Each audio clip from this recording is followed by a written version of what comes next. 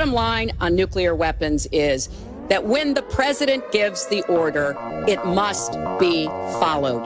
There's about 4 minutes between the order being given and the people responsible for launching nuclear weapons to do so. As president, I will make it clear that the United States will treat cyber attacks just like any other attack. We will be ready with serious political, economic, and military responses. They're voting for peace on planet Earth if they vote for Trump.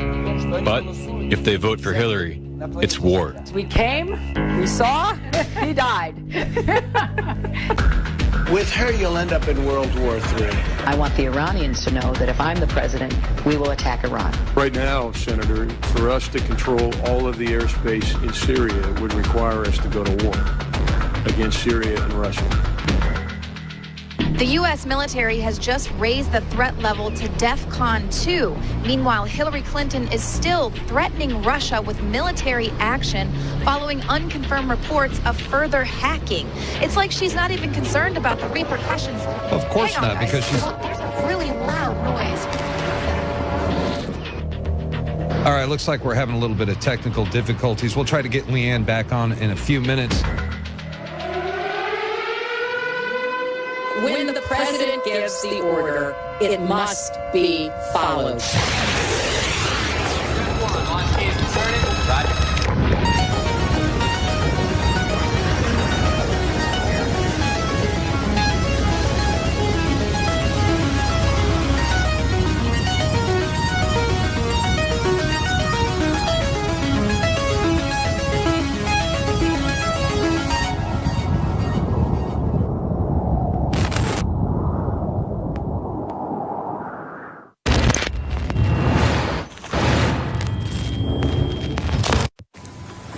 For the past 17 months, I've traveled across this nation and met the amazing people of our country. Their hopes have become my hopes, and their dreams have become my dreams. This is not just a campaign, it's a movement. It's a once-in-a-lifetime chance to take our government back from the donors and the special interests and return the power to you, the American people. 15 days ago, I proposed my contract with the American voter and a 100-day action plan to bring real change to Washington. We need change so badly. If we win on November 8th and elect a Republican House and Senate, we can finally deliver the change the American people deserve. My contract includes a plan to create 25 million new jobs. We will cut taxes on the middle-class Americans by 35%, and we will repeal and replace the total disaster known as Obamacare. It doesn't work. We will also immediately fix our terrible trade deals and stop the jobs from leaving our country. My contract includes a pledge to end illegal immigration and end it rapidly, cancel federal funding for sanctuary cities, and suspend the admission of Syrian refugees into our country. They're coming in by the thousands, and Hillary Clinton wants to increase that by 600%. We will rebuild our badly depleted military and take care of our great, great veterans. We will give every parent in America the right to send their kids to the school of their choice, including millions of low-income African-American and Hispanic children who have been failed so long, for generations, in fact, by the Democratic politicians like Hillary Clinton. They just haven't been able to do the job. They've treated African Americans and Hispanics horribly in so many ways. We will undertake a national effort to reduce crime and poverty and bring jobs and safety to our inner cities, finally, at last. We will restore the Constitution and nominate Supreme Court justices who will do the same. At the center of my contract is my plan to end government corruption. Hillary Clinton is the most corrupt person ever to seek the presidency of the United States. And if she were to win, it would create a constitutional crisis like no other. She is under multiple federal investigations, has committed many crimes, including perjury, and she is now facing the prospect of a federal indictment.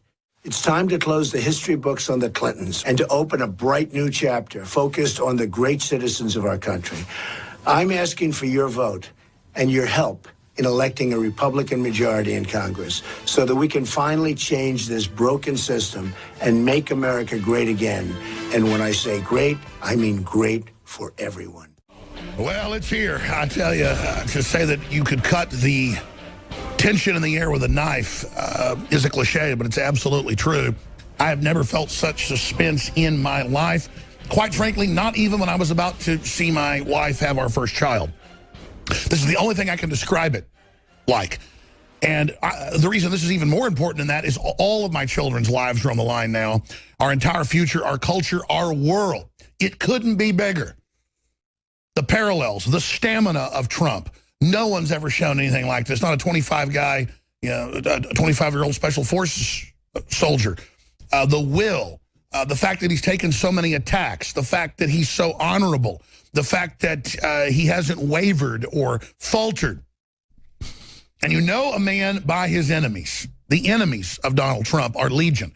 The communist Chinese president has lectured the American people as they prepare to take over all 6 Hollywood studios. That's official. In fact, the Chinese government is making fun of folks today and saying this is just the way it is. Learn to be dominated. We have been sold out. We have been absolutely turned over. And as Trump has said over and over again, this is America's last chance. This is America's last stand without probably a violent revolution, which we don't want to have, to try to turn this thing around. This is such an epic time to be alive. Trump has already won the election. Whether they steal it from him, whether he wins in a landslide, the evidence shows that's where it's going, because he has introduced Americanism, not globalism, to the world. He has brought out 1776 worldwide. Americanism, not globalism. He has brought forward the private Federal Reserve, the big mega banks that are tax exempt, and set up trade deals to make us poor and consolidate wealth. He has exposed the secret that they don't want a middle class, and that it's by design.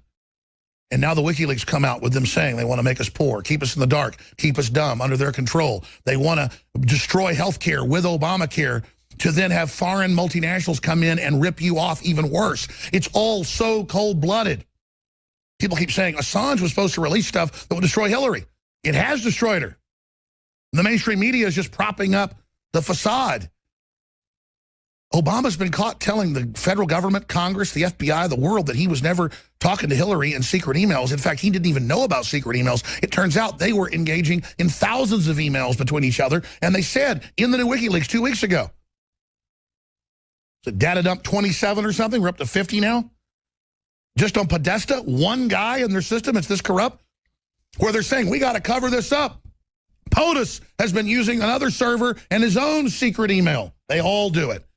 The first window into this was the head of the EPA. Remember 5 years ago, she had to step down because she got caught with a fake server, fake name, double set of books. This is so huge.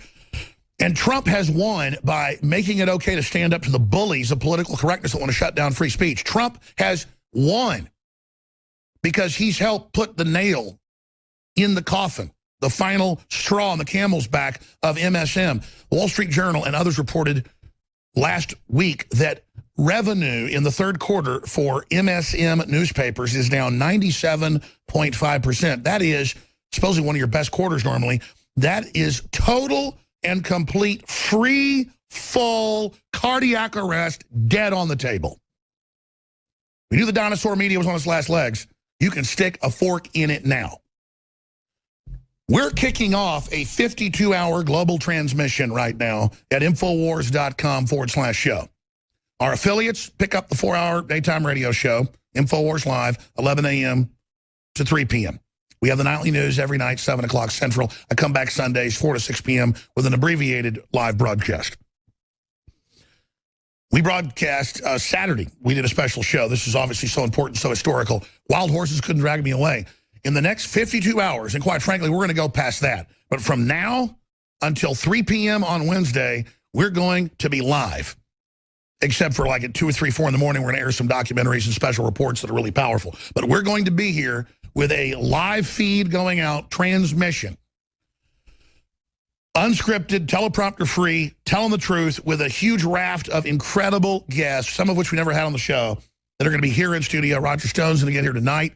He's having to stay in D.C. over Supreme Court with their cases of, quote, voter intimidation, trying to have basic exit polls, which is totally legal and lawful under State Department guidelines.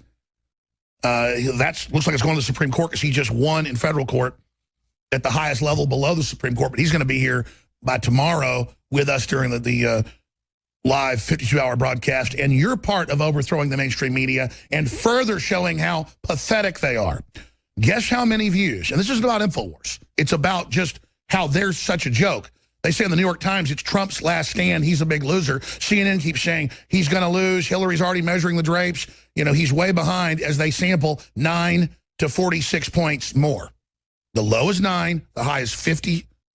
I've actually seen 50% before, but 46 is usually as high as they go. And guess who does it? CNN. 46% more people in 3 polls they've done after debates where they sample 40+% more Democrats and then say Hillary's winning by 68. She should be winning by 90-something at that. I mean, this is crazy, folks, how rigged it is. And even with rigged polls, with 9, 12, 14, 20 points in the battlegrounds, he's 2, 5, 6, 8, 10 points ahead. This is a tsunami against globalism, a total referendum. So even if they steal it, we have all the WikiLeaks, how they rig the polls, how they give the questions beforehand to CNN, how the White House runs CNN, how the White House tells Wolf Blitzer what to do in the interview, how Stephanopoulos is told what to do before an interview. Of course he is. He's the former Clinton chief of staff. I don't need WikiLeaks to know this. And please, Stephanopoulos, get out of the country. Look, whether you steal it from Trump or not, we all hate you. You have no ratings. Please, you un-American piece of trash, move to North Korea with that piece of filth. George Soros, and Anthony Gucciardi's here because they were showing me the numbers, he and Tim Frugé, and I just said, just come on air and talk about this. And it's not to brag, but it's what I was getting at. It's what I was getting at, because InfoWars is just one of dozens of now large organizations fighting the New World Order. We're rated by the top web rating agencies out there, 172 on the World Wide Web. That's bigger than the Wall Street Journal, bigger than CNN, bigger than all these garbage trucks. And by the way, CNN does stuff like every day take their whole catalog of 5-year-old stories and repost it digitally to lie on the search engines and repush. And they've got fake Twitter followers, fake Facebook. We have none of that. We don't do any of that. Well, CNN has hundreds of millions of dollars of funding, too, from, drug companies and so on and so forth. That's right. Let's turn his mic up. I can barely hear him. But so check this out. Infowars.com. You talk about, we could sit up here all day. We could talk about WikiLeaks. We could talk about whatever. We could talk about them giving the debate questions to Hillary ahead of time. Just talk about how the media, the so-called establishment They're media, rigging everything, but they won't rig the election as the president comes out and says, let illegals vote. Okay, but we could say that they're dying, right? We could talk about their transmogrification of reality, how they just skew everything and make it seem like they're so big, but nothing really does it like actual hard numbers, okay? And Quantcast, which is one of the most reputable ranking websites in the world, here's the funny part. These numbers that we're about to talk about, these are still behind. They don't even totally match our Google Analytics for InfoWars, okay? So the Google Analytics, which is the back-end systems that totally track the real-time numbers, are higher than this. But now we can see, because Alexa's kind of a joke now. 2 years ago, they delisted every conservative and libertarian site by 80%. Right. And then they boosted by 80% all the others in total fraud. Right. But check That's this Bezos, out. though, who's a top Democrat. Amazon bought it, right? So InfoWars, now 172, rank 172 in the United States. That means of all the billions of websites in the world, you can imagine all of them out there, InfoWars is 172. The 172nd. And InfoWars, quite frankly, we know from Google, is only about 20% or 25% of our traffic. It's all our other platforms. My God, that's why even the New York Times now and the Washington Post said, oh, no, there's nothing as big as Alex Jones. Well, there is. It's called DrudgeReport.com, bigger than all Facebook traffic, not just news, and the New York Times combined. And let's talk about DrudgeReport.com. DrudgeReport.com, two people, Drudge and one great fellow that helps him, working 18 hours a day because they have passion, never compromising, is really what helped blow the door open for Trump, for InfoWars. We would already be huge, but let's give the credit. In the revolution against the New World Order, the #1 most valuable player isn't Nigel Farage, it isn't Donald Trump, it isn't Alex Jones, it's Matt Drudge, and Matt doesn't want that credit. You're getting it. Yeah. You showed up first, you did it the longest, you broke through the big stories, you broke the mainstream media's control, you did it. So there you go. And again, Trump's already won. I don't care if they steal it, it doesn't matter. Let them steal it. I've looked at it. That's even better. Okay, now, because let me tell you, they're going to sabotage Trump. They're going to attack from every angle. They're going to plunge the economy like they're doing with Brexit. It's going to be a hard fight. They're dumb enough to steal this thing with that ailing witch and stick her up there. Woo! Baby, throw me in that briar patch. I mean, we've got their whole narrative down. I got it from Inside Intel, and it's all coming out. The alt-right's totally discredited now after Hillary even took Texas. This is the script they're writing, and they're dumb enough to pull it. It even took Utah. Why? And Georgia. My God, the Republican Party has fallen. And their own leadership will say, yes, we're over, because they're Democratic operatives. You got Paul Ryan in the emails behind the scenes with Supreme Court Justice crap with Hillary. I mean, they're going to sit there and act like we've all been discredited when the mainstream media is gone, 97+% drop in revenue, all going bankrupt, everyone hates you, we're exploding, everyone hates you. Everybody loves us, everybody hates you. Oh, there it is, Florida shock, Drudge. Trump outperforms Romney by 130,000 in early voting. Oh, that was the thing. New York Times, we'll skip the break. New York Times, CNN, all of them running around over and over again, Anthony, saying she's going to win in early voting in places like Florida. And then when it came in, even though they were stuffing and they've been caught stuffing, Trump's way ahead. They are in crap your pants. That's why she's suddenly in all these blue states, they claim she has firmly. She does not have Pennsylvania firmly. She does not have New York firmly. Internal Trump polling, they don't want out. I'll just tell you, in real polls, have shown him the entire time 30 points ahead of her in New York. Here's the problem. There aren't hardly any Republicans registered. The Democrats run it all. So it's like, but he's the son of New York. Obviously, they want him. So it's crazy. He's going to take New York, people. He's going to take everything. But they've never wanted this out because they don't want to discourage people from going and voting, thinking it's in the bag, because they're going to try to steal it. But they're dealing with mega tsunami. Look, Hillary gets a crowd of 300 people when LeBron James comes and they've advertised for a week. Trump shows up somewhere and 10,000 show up in small towns. Again, we just showed you the Comcast numbers. And quite frankly, they don't track everything. So they show us in 170-something of the World Wide Web. Anthony, go over this. It's not about bragging about InfoWars. Yeah. Okay, it's about people understanding what jokes they are. I mean, they're the big ivory towers owned by the Mexican kingpins and owned by the Chinese. And again, people say, oh, you don't like Chinese? The Chinese government that killed 80+ million of its own people, that has mobile execution vans, that announced they're buying all 6 Hollywood. I mean, that's official. I mean, I was already told when I was in Hollywood, 10 years ago, going out there. Forgetting the Martian. I was already told, oh my God, the Chinese are buying everything. Now it's remember I said the Chinese and the Arabs are buying Hollywood. Oh, you kook, you shut up, you're covering up for blah, blah. I was just going with what people are telling me in Hollywood. I mean, major producers. I mean, as big as they get, okay? I've had breakfast, you name it, with the biggest ones. And we're sitting there, and people ask, well, why would they want to have breakfast with you? Because I'm talking about the real world, folks. They know mainstream TV's for idiots. When you know about this is when you go to the big dinners. It's when you have dinner with 3-star generals. And I'm not bragging, but they want you literally thinking Jay-Z and all this crap's cool and calling us conspiracy theorists because we're conversant in how the real world works. So I told you 10 years ago, the Chinese and the Muslims, the Saudi Arabians were taking over Hollywood. Now it's official. Now it's official. Now it's official. Now it's official. Go ahead, Anthony. So you talk about Matt Drudge, right? Think about Matt Drudge. Think about yourself, too. We talked about it before. I think Matt Drudge is the man of the year 2016. I think because of the fact that his platform is independent from the... That's right. It was Putin last year. It should be Matt Drudge. I think it's Matt Drudge. And I think that Matt Drudge is a world changer because of one thing. Even if you don't agree with the things that he posts, guess what? He is independent of the system. He creates independent narratives of debate. The globalists in all their internal emails are, Jones is changing the narrative and Drudge is, we got to shut them down. We can't beat these people. Let's take these numbers. It's not hard to beat our narrative when we go, look, here's Obama saying it's free. Or here's Obama saying you can keep your doctor. And then we've got Obama saying, I never said that. How are we smart? We just call known scumbag liars out. We're not out to F everybody. We don't get up on TV like Gruber and say, thank God the American people are so dumb. We're really ripping them off. That's because you don't talk about football and it's scary to people. I think they should pull up Quantcast, by the way. I want to go over these some things to prove some things. But pull up Drudge Report also. Let's see where that is. But here's what I'm saying.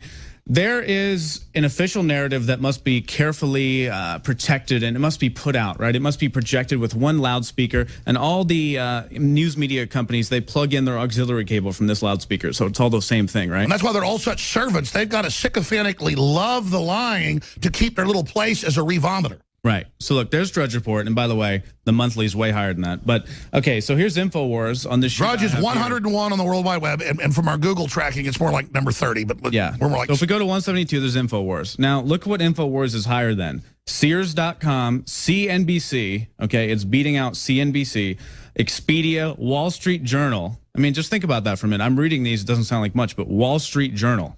InfoWars is crushing Wall Street Journal. DonaldJTrump.com, Salon.com, TheOnion.com, Overstock.com, the Better Business Bureau, and it goes on and on.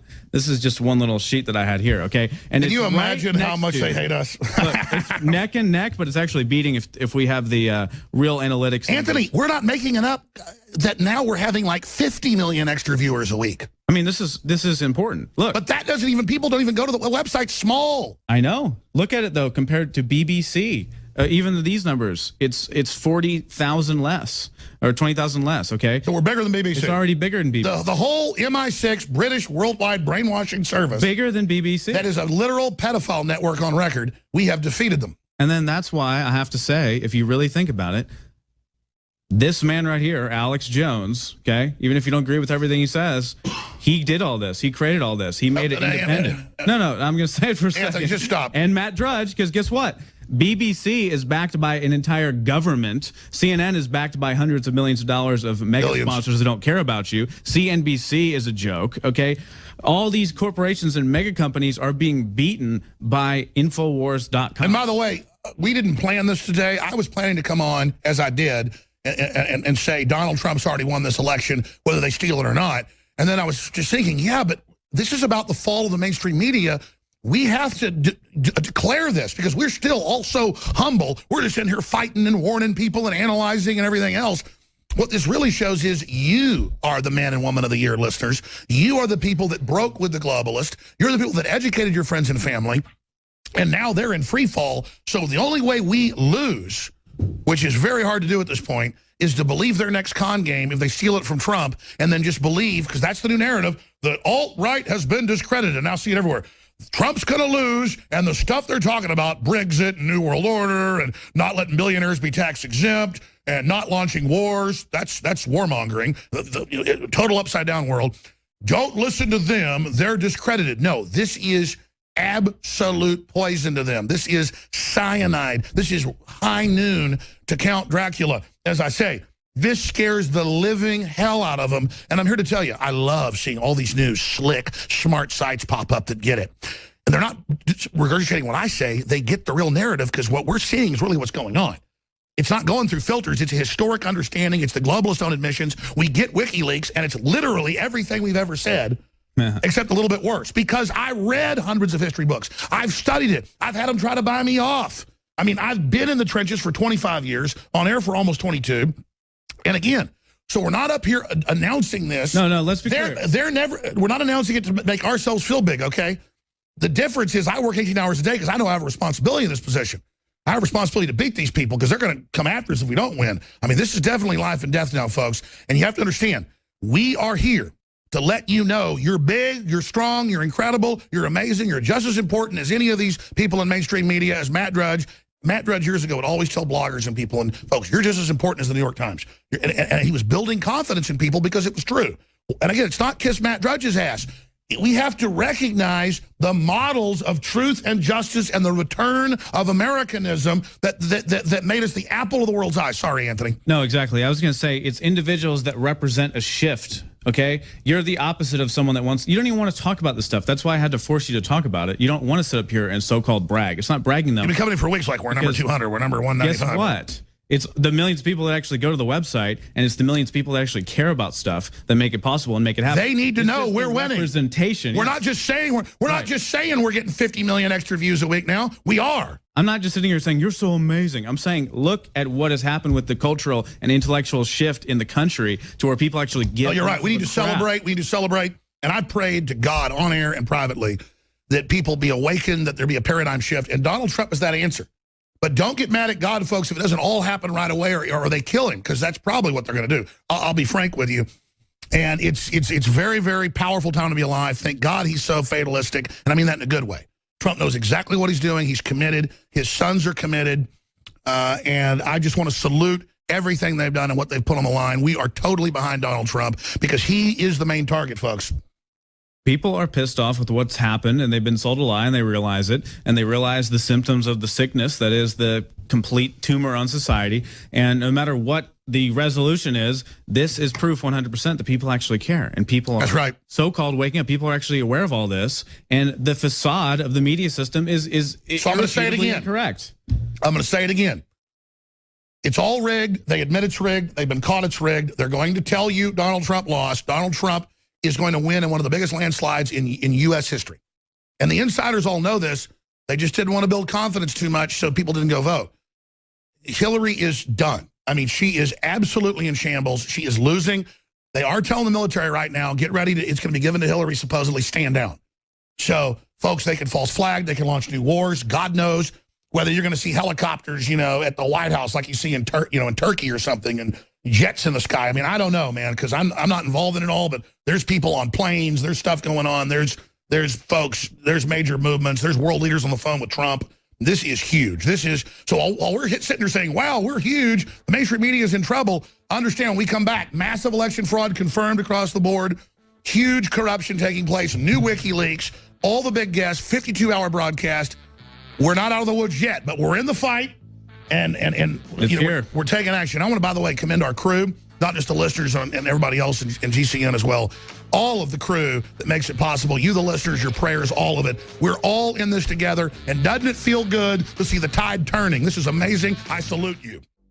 We've been building the InfoWar for 21 years to warn the people about globalism, knowing that it was an authoritarian planetary program of oppression, and that when it attempted to finally go operational and establish their anti-family, anti-free market, super tyranny, that we would have major forces on the ground aware of the power, aware of their program, and aware of systems to stop them. And now, in every major globalist publication, public and private, they are in panic mode. And the best part is, in the last 5 years, they've been going to armored redoubt scenarios, not just within the United States or Europe, but fleeing to very far away, hard to get to, remote, circuitous areas. And that's the enemy evacuating. Now, that means they're ready to start big wars to keep their power, but their minions thousands of miles away are going to be educated by us. And we're going to stay behind. We'll go on to the end, whatever the cost may be. We will defend our republic, and we will never surrender, to paraphrase Winston Churchill. And then these idiots think they're going to take the gloves off and start getting rough with us, because in their psychology, that they think that'll cause capitulation. Only in people that were already going to roll over.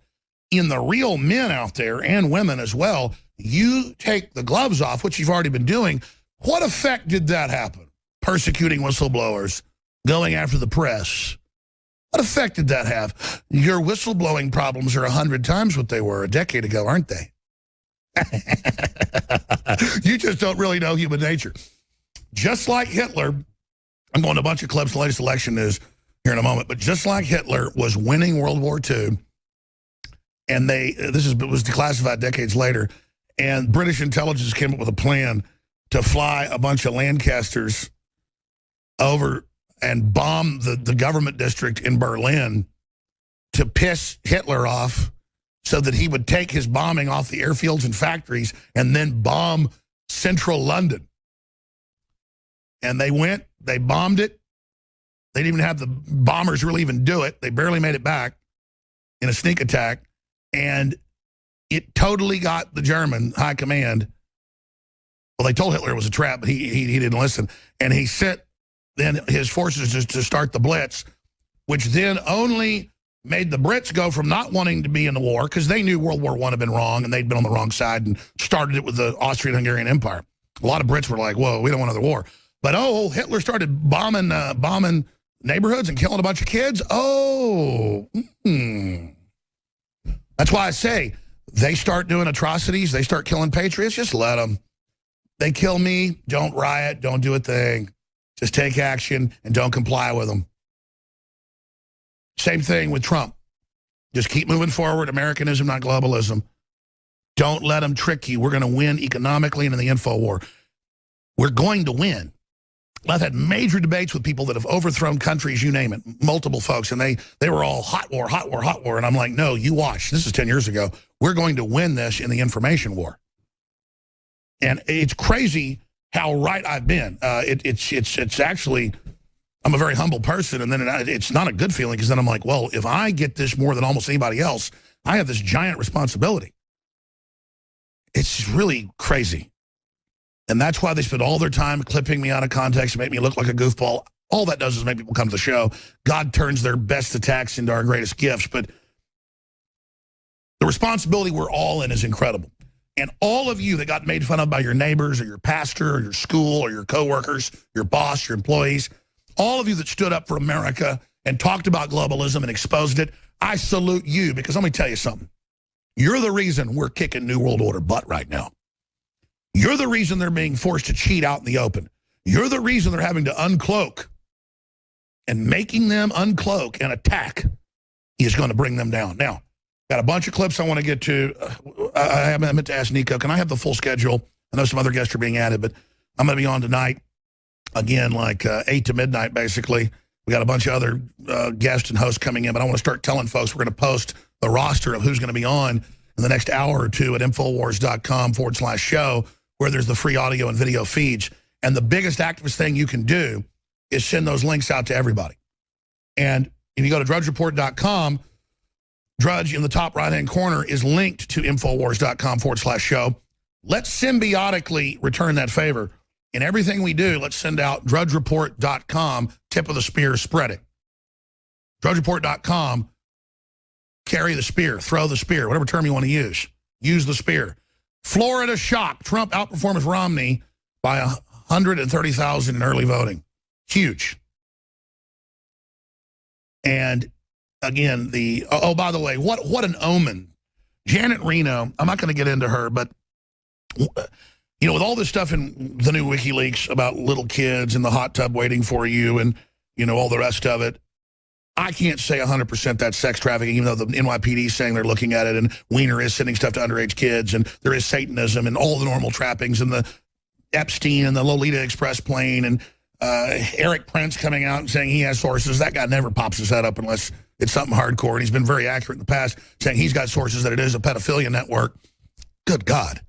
That'll even get Eric Prince to come out from whatever base he's hiding in. I'm not saying that's bad, but the point is, it's a real James Bond character right there. Get him to pop up to tell you, because pedophilia gets folks to go public. It gets people to, you know, put themselves on the line. It's like flips a crazy switch in me. I mean, I'm somebody that I don't get off on killing, but I start thinking about pedophiles, and let me tell you, I start having some real mean thoughts about ice picks and, you know, people. I'm going to stop right there. The point is that there's a big spectrum of smart people saying that's what's happening, and a lot of evidence popped up. But with Janet Reno, when she was the head prosecutor down in Florida, major city, there's been books written on it. I've read books on her. She'd get caught by state police in the back of a convertible with a 12-year-old girl. Reno'd be drunk and on pills, vomit everywhere, their clothes off. Then she got caught in a parking garage, and she'd go check kids out of the CPS lockup and take them for a test drive. So Janet Reno, by the way, you can look through, this was in Florida newspapers. They went and got Reno because she was just like them, I guess. I mean, I always thought, why would you hire a big, fat, disgusting lesbian pedo?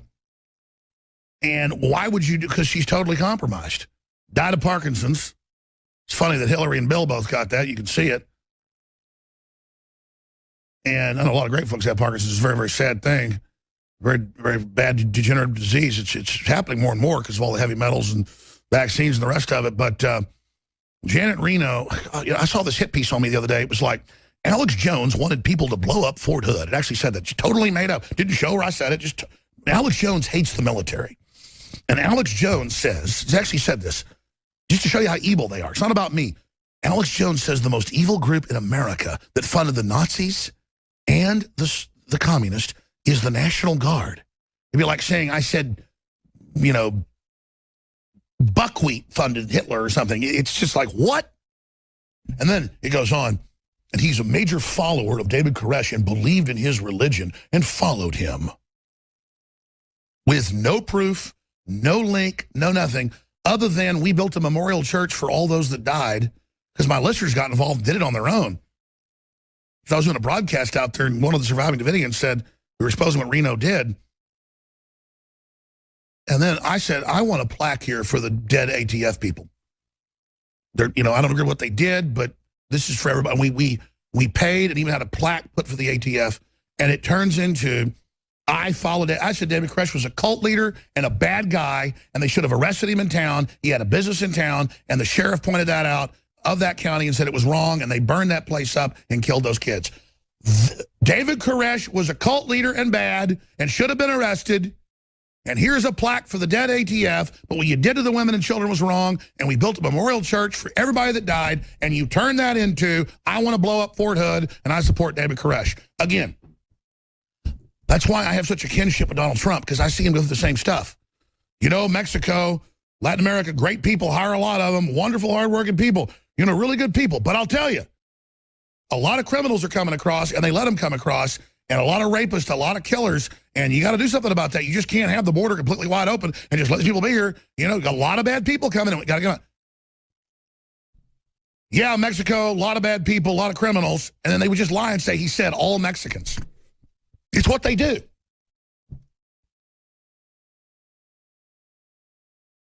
When Mexico bitches and says don't send your criminals down here, we don't go, oh, you're being racist. Everybody knows it's where you run. You run to Mexico because they have no extradition. It's the same thing. They run up here, our criminals run down there. It's a fact that Fidel Castro dumped 300,000 criminals out of his jails in the United States in the Cuban boat lift. Does that mean we hate Cubans? No. This is how they distort everything. All right. I'm going to get into what's coming up. I'm going to tell you about the big guests we've got. 52-hour broadcast. We're now 43 minutes into that 52-hour broadcast. We're going to be broadcasting right through tomorrow, right through the next day, and then right through the nighttime. But I say 52 because we stop at 3 p.m. Then we have the nightly news and more updates that evening at 7 o'clock. That'll be out there for everybody. And now we have just an incredible page up on Infowars.com. Wow, that looks really good. I hadn't seen you guys build that. /election. Okay, Infowars.com/election. Got some busy beavers around here. And that's got all the feeds as well. And it's going to have graphs on where they say the race is. And we're going to have early projections. Don't worry, we're going to have our own to counter CNN and the rest of them. They have their games. We have ours. Ours are based on truth. Theirs are based on being scumbags paid for by Nazi collaborator George Soros, who has a warm nest waiting for him in the center of Hades. But before we go any further, spread that link, Infowars.com/election, Infowars.com/show. Be part of that revolution. Let's not just have 10 million people tune in, which they will conservatively. Just on Facebook mentions right now, one feed of 7 we have going, we have 500,000 people tuned in. Not to mention all the 230-plus affiliates. It's been hovering at 170 for years. Stations sell, stations change hands. You lose stations, gain stations. We're now gaining something like 20, 30 affiliates a month. In fact, 50,000 waters, 10,000 waters, just all over the world. The InfoWars is exploding. I want you to know, we're the future, they're the past. Americanism, not globalism. They're the losers. They're the ones in free fall. Because they're going to tell you that when they steal it from Trump, that's their plan. They stole everything else. That it's a repudiation of the craziness that Obamacare isn't free and that Hillary wants your guns. Everybody knows. Well, the WikiLeaks says she plans on banning them, and even all the major papers say they want to take them, but it doesn't exist. And no illegals are voting. But Obama goes on TV and basically agrees with the reporter. Yeah, if you're here, you can vote, and we won't prosecute you. That's coming up. But first off, funding this operation, funding it. We don't go get the big corporate establishment sponsors because they're all for the big rigged system. Just like Donald Trump got no corporate money, no foreign billionaire money. Hillary, I mean, you think liberals would vote for him just because of that? Well, real ones like Jill Stein and folks like Bev Harris and people that have integrity, people like Julian Assange, and every Democrat I talk to in person, I mean, almost every Democrat I talk to goes, I mean, my mom has friends that are Democrats, lifelong Democrats. And I get, like, the 60s, that sounded like the good group to be in, claiming it was for race relations, all the rest of it. It was a bait and switch to fool a bunch of 60s kids. These women run up to me just hugging me. My mom had a Halloween party. just a cookout. And I was over there, just, oh, Alex, oh, you're so right. Oh, Donald Trump. Oh, God help him. Oh, she's so evil. These women are the same age as Hillary Clinton. One of them looks like Hillary Clinton.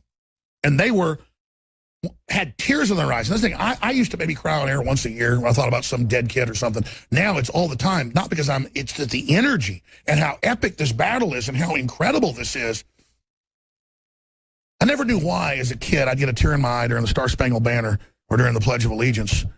But it was a psychic sense of what people done for that and why it was under attack and why it was so important. And now I know.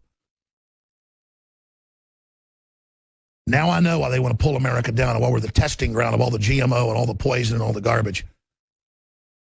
It's because they hate us, folks. The globalists can't compete with this system. We're announcing we've never even done this before, actually. Maybe this comes around once a year. The total, absolute biggest sale across the board. We'll have the biggest sale of the year on this item or that item every day or so. We've got thousands of items at InfoWarsStore.com, all super high quality. But we're doing a 52-hour live election broadcast and super sale fundraiser has begun. Going into the future, you can see great products you need, really high quality, very affordable, competitive, sometimes the lowest prices, like storable food, the nutraceuticals. 52-hour live election broadcast to fund the next phase of the war against the globalists and the battle for the Republic. And boy, I tell you, this is an absolute toe-to-toe, sudden death overtime battle. Our historic 52-hour live election broadcast has officially begun, and we have launched a number of super sales at InfoWarsStore.com to help fund the fight against election rigging and the globalist takeover. These unprecedented super sales are now live on InfoWarsLive.com and InfoWarsStore.com for the next 52 hours. 30% off Supermel Vitality, 30% off DNA Force, 34% off all storable food. We're just extending that, they tell me. 30% off Survival Shield X2, 30% off Pro Pure King water filters, 25% off Secret 12, 50% off all Molon Labe apparel. That's come and take it if you don't know Latin. That's Texas isn't the first place to say it, folks. They were repeating what the 300 did. That's what history does. It repeats and it rhymes. And so much more at InfoWarsStore.com. We're bringing the fight to Hillary and the globalist like never before. And our listeners are, too. Every day they're confronted with Bill Clinton's rapes, his crimes. And these are techniques we can learn on other subjects. Benghazi, the emails, Obama. We're not going to stop. The people are activating. The globalists are scared. Wars won't stop us. Depressions won't stop us. You're going down. I liken it to World War II, folks, and we're 50 miles outside Berlin. And again, I hate to make that some bash the Germans thing in the modern context. It's just that's a military. It's Yorktown, and the British are surrounded, folks. It's entering those phases, okay? But it's mind war now. So you've got to understand they can sophisticate this and put people in trances, basically. Visit InfoWarsStore.com and InfoWarsLive.com to help fund the tip of the spear and get the highest quality products out there. The sale is at InfoWarsStore.com or call toll-free 888-253-3139. Okay. When we come back, I got to start getting the clips because we got a bunch of guests. We got so much to cover. We have Obama, all scripted. This is what the standard thing they do. They got Democrats, I told you, in 7 states it got out of their House. It got out of the legislatures. It got to governor's desk, but it was a little too obvious. The Democrats said, not quite yet. We got to get the public ready for this to have a Supreme Court ruling once we get a new Supreme Court justice or 2 in. It's so amazing. And so when we come back, we're going to break it all down. So Obama comes out and she goes, you know, if you're just here, you have a right to vote. Because you're a citizen if you're here. And he goes, yes, citizens can vote, and we will not prosecute anybody that votes. It's all private, so come on and vote. He tells illegals to vote. This is the most naked, brazen, open, pissing on America you could ever do. It's a joke. All right, let me give you what could be the biggest news of the campaign yet. Hillary is in mega free fall. She, in mainline polls, they're all over the place, is 2, 5, 6, 8, 10 points behind, depending on the state, depending on the poll. In places where they're oversampling for her, Clinton is in panic mode, running around telling illegals to vote. So is Obama. The Democrats are in newspapers everywhere saying it's okay for illegals to vote, knowing that a bunch of them are now being caught. That was on Fox News this morning, voting. So they're like, it's no big deal, it's legal. See the mind control they're involved in? But now, from the Daily Caller, it's up on Infowars.com. It's up on drudgereport.com. This could be the biggest. Is Hillary now preparing to lose, is the headline. Cancels her fireworks display. That's the headline. Hillary Clinton cancels victory fireworks show. Joe Biggs just brought this into me. For the Democratic nominee was planning to celebrate the outcome of the election within 2 minutes of the pyrotechnics over the Hudson River. The Coast Guard said her campaign had scrapped their plans today. They announced this morning. Clinton camp reached out Thursday to say it would be shooting off 10 aerial shells after all, that they wouldn't be doing it. The campaign did not give the Coast Guard a reason for the cancellation. Isn't that just cute? In 2012, Mitt Romney famously planned an 8-minute, $25,000 fireworks show over the Boston Harbor to celebrate the victory over Obama that never happened. The fireworks were eventually removed and taken back to the company's headquarters. Not so sure now. Now, let's play the president in a scripted event. Democrats all over the country have had bills in 7 states on governor's desk to let illegals vote. You can get off a plane, no passport, no nothing, no visa, just you're here, no ID, you can vote. Vote as many times as you like. But there is no election fraud. Donald Trump say, we have all these new videos of people out in Austin screaming at our reporters, going, homophobe, Trump's a homophobe. I mean, one conservative complaint conservatives could have is that he's been for equal rights for 30 years and doing interviews in The Advocate and stuff 20 years ago and is totally inclusive. See, it's again, everything is inverse, folks. It is just, we have video of these women just screaming at Owen, he's a homophobe. I mean, talk about mind control. Here is Obama agreeing that we won't go after you illegals if you vote. Of the millennials, dreamers, undocumented citizens, and I call them citizens because they contribute to this country, are fearful of voting. So if I vote, will immigration know where I live? Will they come for my family and deport us? Not true. Okay. And the reason is, first of all, when you vote, you are a citizen yourself, and there is not a situation where the voting rolls somehow are transferred over and people start investigating, etc. The sanctity of the vote is strictly confidential. I can't believe I heard what I heard. Well, we know what we heard. Thank you. The president's even... Now, let's continue here. I'm going to go to break. I'm going to start telling you about all the huge guests we've got coming up as well as soon as I get that full schedule. But Stefan Molyneux is coming in. And we have Dr. Group on huge vaccine reactions across the country, paralyzing not thousands, but tens of thousands of children. This is mainstream news. Everyone, we don't know why it's happening. We've got breaking intel on that. Larry Nichols is coming back on. David Knight. Jesse James, you know who Jesse James is? He's a friend of mine. He's going to be in here. And we've got a whole bunch of other folks just today. Stay with us. A massive awakening is happening worldwide, and you're a big part of it. You're the heart of it. Send those links, Infowars.com/show out to everybody you know. Drudge is doing it right now. And send a link to DrudgeReport.com. Say, this is the dominant media. This is the people's media. This is the future that totally dwarfs all the dinosaur mainstream media. We got to shoot some reports on how Drudge is bigger than the New York Times and all of Facebook combined. And how InfoWars is right behind Drudge. And then Breitbart, I guess, is right behind us. I don't care if they're in front of us or behind us. I could care less. I'm going to be quite honest, man. I don't want a bunch more money. I want a nice car that runs nice, a decent house, and, yeah, a swimming pool for the kids and medical care, and be able to go on a couple vacations a year. I don't do this for money. I need more money to expand my operation as a globalist. I would love to see some wonderful talk show host pop up and some other dominant group that was smarter than I was defeat these New World Order people. There'll never be a utopia, so there'll still be tyranny to fight, but I'd make maybe 2 or 3 films a year, maybe write a book every few years. I mean, I don't want to say I don't want to do this. It either totally takes me over or I don't want to be involved in it. It's like I'm so driven and possessed by this that I don't even have any free will anymore. I just run around foaming at the mouth all day fighting the New World Order. I dream about it. I jump out of bed. I run around like a crazed animal just wanting to fight. I'll be at midnight just doing more. And it's just like, because I know I'm under assault by the globalists. They think we're dumb. They're laughing at us. They're hurting people. I just want them to stop putting cancer viruses in the vaccines. I just want them to stop paralyzing hundreds of kids per town and city. It's all admitted. That's coming up in 30 minutes. I know their plan. We need to stop it. It just needs to stop.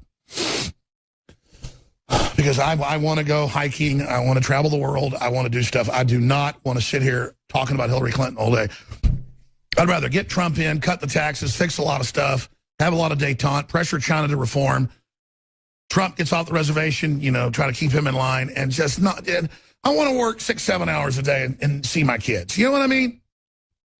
And we can do that, folks, but we got to come together. There's a powerful piece. I haven't gotten any of the clips yet, but we'll get to them all today. Let's go to this massive evidence of election fraud and voter fraud taking place. It's up on Infowars.com from Fox News with the Washington Times reporter talking about it. Here it is. Days before the election, 3 to be exact, and voter fraud already cropping up in many of the races in the key states. So could the corruption impact the election results? Well, here to look at some of the worst cases across the country, Washington Times editor Kelly Riddell. Kelly, good morning. Good to see you. Good morning. All right, so let's just get to some of these cases because this has already proven to be a real thing. For example, in California, a man finds dozens, 83 ballots in someone's home. So apparently 83 people live in one home. Yeah, well, Jerry Mosner, he was out gardening his house. He has an elderly neighbor who lives in a small little home. Noticed that she had a lot of mail that day, so went to pick it up. Found 83 ballots. Unreal. And she's just an old woman living in this house. So they went to actually the LAPD to report this. And the LAPD kind of shrugged their shoulders. They said, I'll go to the post office. The post office was like, we don't know what happened. Eventually, another neighbor went to the registrar's office, and they're now investigating this. But they didn't seem too concerned there in California that 83 people were living in this small house, all registered to vote. Well, and that's California. Here's where it could get serious in a state like Florida, where the polls are neck and neck for Donald Trump and Hillary Clinton. In Florida, they busted 2 women. Two women on, third-degree felonies for voter fraud because the first woman was out canvassing, or she was supposed to be out canvassing for United People for, medical marijuana, out getting voter registrations. Well, apparently knocking on door-to-door was too difficult for her. So she just made up names. She put some dead people. She registered some dead people. She just made up falsified information, sent it all in. Let's go to break. And the registrar called. I'm going to come back and play this again. I should have probably opened the show with this because I don't know about how we're winning, whether they steal it or not. They're telling the military that, yes, we know Trump's going to win. You stand down. Hillary is our new god. So they got the military on standby for basically martial law. So there you go. And next, she's going to raise your taxes. She wants to hurt you. Ladies and gentlemen, all over the country, they're catching Democrats mailing out huge ballots so people can, quote, mail in whatever they want under all these dead people's names. And this has been confirmed from Pennsylvania to Florida, where people will walk into office fronts and then get video, and they're loading up all the absentee ballots and filling, and they brag, oh, Trump's a Nazi, we're stealing it. That's the weird thing about it. They're so arrogant and believe they're really good guys that they're not hiding it. They're telling you what they do. And here's Trump, demonized, attacked, incredible stamina, everything he says twisted, promoting lower taxes and true empowerment and trying to stop global corporatism. And we have the Chinese communists, the Pope, all the nastiest, most wicked people. I mean, this Pope is just a piece of work. All the Saudi Arabians that are probably more evil than the communist Chinese, there's just not as many Saudi Arabian elites, so per capita, they're probably worse. But to have every evil organization, this Legion of Doom, lecturing us that we can't have Donald Trump, and then now oversampling in the polls everywhere, and he's still 2 to 10 points, depending on which battleground state ahead, breaking voter registration records, breaking records, telling us we couldn't have him in the primary, stealing it from Sanders, and all the WikiLeaks, proving the whole thing's rigged. One of the leading voices out there. He's been big for years, but really he's giant now, reaching millions and millions of people a day. Stefan Molyneux is going to be joining us from youtube.com/free domain radio, Twitter at Stefan Molyneux, freedomainradio.com. He's with us about 40 after. Dr. Group is going to be hosting tomorrow a few hours, but what he told me about was so big, and I was already researching it, even CNN and others. Oh, thousands of kids now are getting paralyzed after they get their shots, but we don't know why. It's like a truck runs you over. You go, we don't know why he's got all these broken bones. Well, a truck just ran him over. Yeah, but we need to get the doctor to tell us first. He's going to pop in the last 20 minutes, and then let me tell you who we've got coming up. This is just some of the folks that are going to be here on the worldwide broadcast. We're going to have Jesse James has come on the broadcast tonight. He's big buddies with Trump. They're launching a Second Amendment group together. I'm friends with James long time, so he'll be coming on the broadcast for the first time. Dr. Ed Group, Stefan Molyneux. We've got Larry Nichols, Dr. Ron Paul, Gerald Celente, John Rappaport, Dinesh D'Souza, Gavin McInnes, Dr. Steve Pachenik, and a bunch of other surprise guests in this 52-hour worldwide transmission. But before I go to Molyneux, because I want to ask you about this first, here's Fox News, which out of the gates, we already played this, is like, well, Trump is tied. This is the same daughter of the Republican neocon ambassador who was on CNN and said that she'd like someone to dress up in a uniform and kill me. It just thought it was a little side issue that, her and Buzz Bissinger fantasize about how they want to murder me and ritualistic kill me as long as we're in uniforms, which just shows the real psychopathic weirdness, as long as we're in a uniform. And she goes, But now she's at Fox, and she gets out, oh, Trump's tied. No, Trump's way ahead. Just let you know she's an operative, the ambassador's daughter. And then she goes to the Washington Times editor, who just starts listing some of it. We have vote@infowars.com is where you report what's happening with the vote. It's flooding in. Dead people, illegals. The president's on TV saying, illegals, we won't prosecute you. You can vote. I mean, this is all about breaking our will in a con game. We're going to Molyneux here in 60 seconds, but here's just some of that report of a laundry list that goes on for like 10 minutes of just fraud all over the country. Here it is. All right, so let's just get to some of these cases, because this has already proven to be a real thing. For example, in California, a man finds dozens, 83 ballots in someone's home. So apparently 83 people live in one home. Yeah, well, Jerry Mosner, he was out gardening his house. He has an elderly neighbor who lives in a small little home. Noticed that she had a lot of mail that day, so went to pick it up, found 83 ballots. Unreal. And she's just an old woman living in this house. So they went to actually the LAPD to report this, and the LAPD kind of shrugged their shoulders. They said, I'll go to the post office. The post office was like, we don't know what happened. Eventually, another neighbor went to the registrar's office, and they're now investigating this.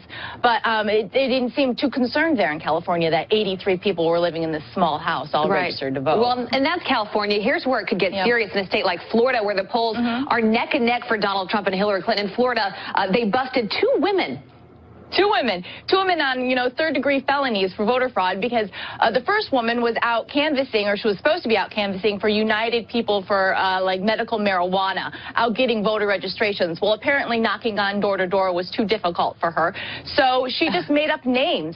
She put some dead people, she registered some dead people, she just made up falsified information, sent it all in. And it just so happened to be for the Democrats. It just so happens to all be against Trump. Another woman was actually working in the Miami-Dade Elections Department. She was a volunteer opening up mail-in ballots. When she noticed that some people didn't vote all the way down the ballot for the mayor, she started checking boxes for them, for her favorite candidate, and was caught doing that. Yeah. And by the way, that's the deciding county in Florida. You wonder how many others are out there. All right, let's stop there. I want to go to our guest. We're going to skip this break so we have more time. Stefan Molyneux. The point is that they say Trump's insane, election fraud doesn't exist, or voter fraud.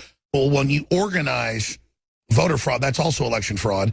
We have electronic fraud going on. It's all against Trump. Bev Harris, big liberal, big Democrat. She has credibility, bipartisan. She says they're stealing it from Trump. She broke that last week. They found the code nationwide they're doing to shave votes, but they don't have it in every county.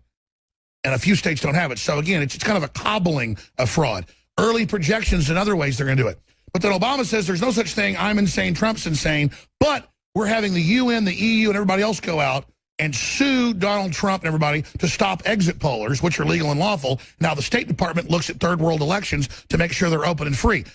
Will there be unrest? Are they going to steal it? Is it a landslide for Trump?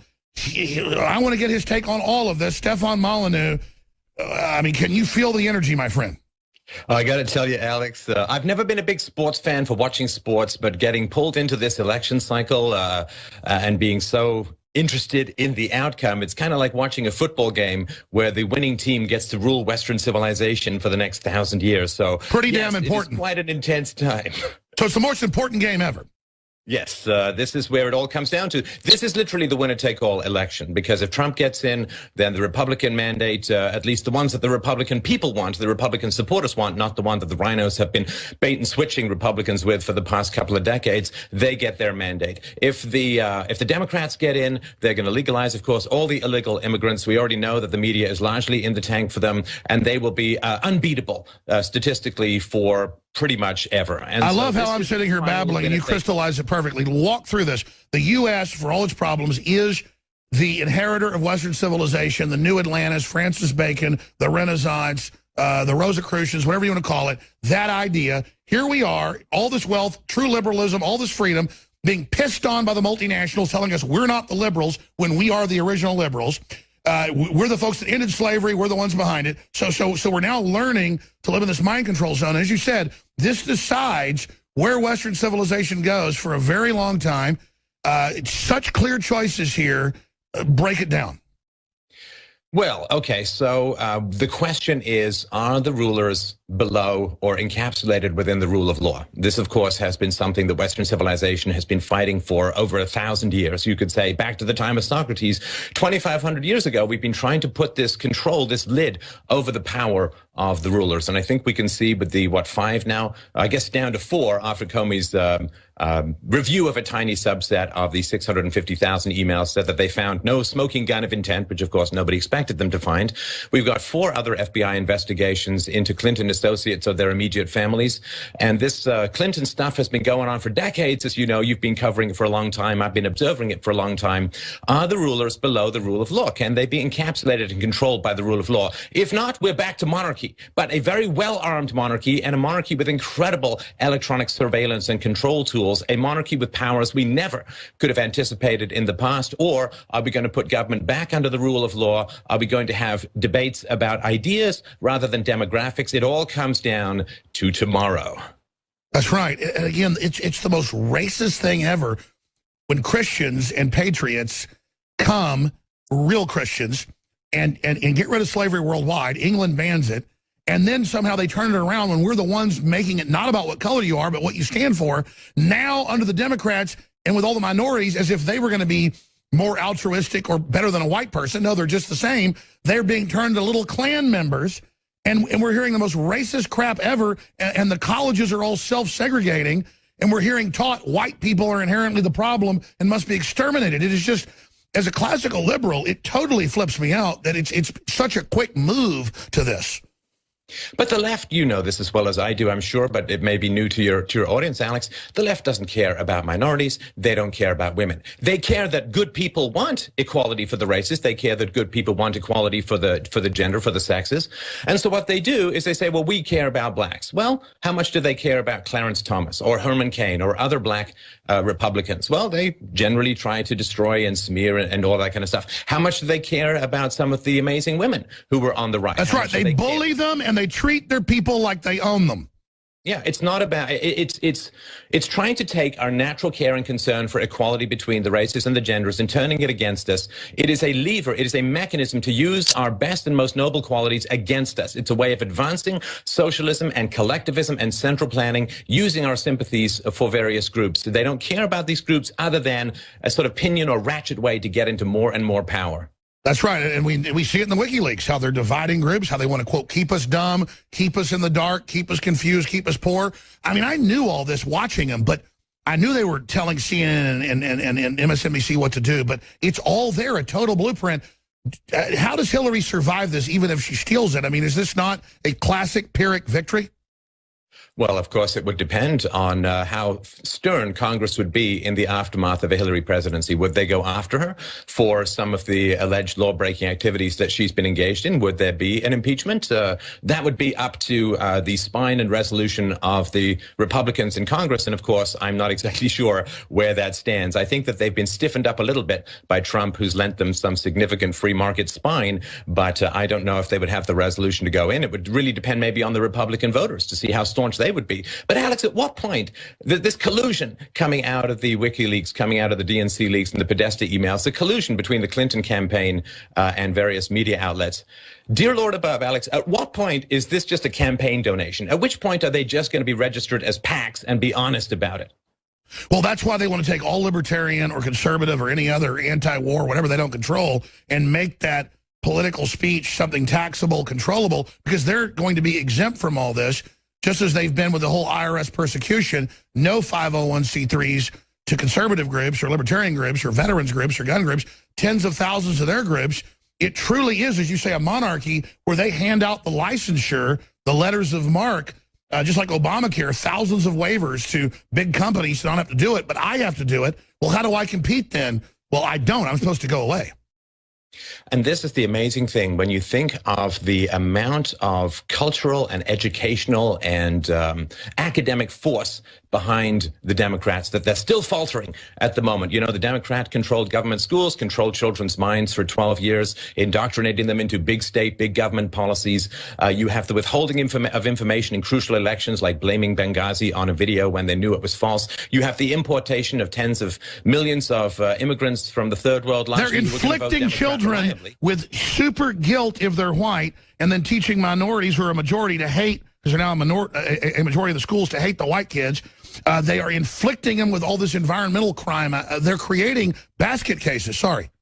No, and so you have education, you have Hollywood, you have academia, you have the mainstream media constantly pounding this Pravda-style misinformation and ignoring facts and rejecting rational arguments, rejecting empirical evidence, and still, like watching a superhero coming crawling out of the wreckage, comes the clarity and resolution of the American people of all races and genders wanting to push back against this tidal wave of misinformation. To me, this is a truly heroic time watching. It's like watching. I agree. It's so epic. It's travels pull his way out of these chains of these tiny people. No, I totally agree. It's like watching Samson, even though the American people have had their eyes gouged out and their ears gouged out and have been starved to death for 10 years in a dungeon, still knock the pillars down. I think we're reaching that moment. So Stefan, looking into your political crystal ball, you're a smart guy. You saw this coming a long time ago. What does your gut tell you? I mean, if they rigged everything else, they're going to rig the election. They've been caught. It's all in the WikiLeaks. What do we do if there's all this evidence of fraud already coming out? They're oversampling in the polls. Still, he's winning in those polls. If he loses in oversampled polls against him, I mean, if he's winning in polls that are oversampled and then he loses in the general election, we know there's a fraud. They already told us in plain view, oh, your vote doesn't matter in the primary. The Republican Party will decide. We are sovereign. George Will actually said, the sovereign party will decide, not a mere plurality of the public. He let us know his arrogance from the Washington Post. Well, guess what? My website's bigger than yours, according to Comcast, dumbass. You sit there, I am George Will. I wear a bow tie. You don't count. We are the sovereign. What the hell's wrong? He's as stupid looking and ridiculous as Kim Jong-un. Well, the key, of course, to winning the election is to have Trump win by such a margin that it becomes impossible to rig. So that, of course, is one solution, and really I think it's the solution that would be the very best.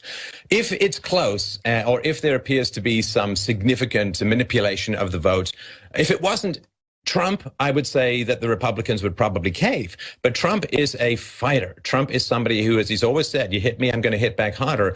He is going to stand for the right process. He is going to stand to make sure that the election is as honest as possible. I don't think he's going to fold if he thinks something really untoward has occurred. And that, of course, may be the only hope. If it's close enough and it appears to be some hinky stuff going on. If it wasn't Trump, I would say there'd be a folding, but I don't think that will be with him. And someone named Mr. Podesta was in emails to top Democratic operatives. This was in, I think, Data Dump 12. And they said, there's going to be some wet work in the next few days. And they're like, oh, my God, we made the decision. And they go, yes, we're going to launch operations, batten down the hatches. It's going to get rough. I mean, those are terms they use. And then the Supreme Court justice who last time defeated them in 2000, we're not saying Bush is good, but, it happened. Now it's going to be 4-4 split. They would have had Scalia to put Trump in.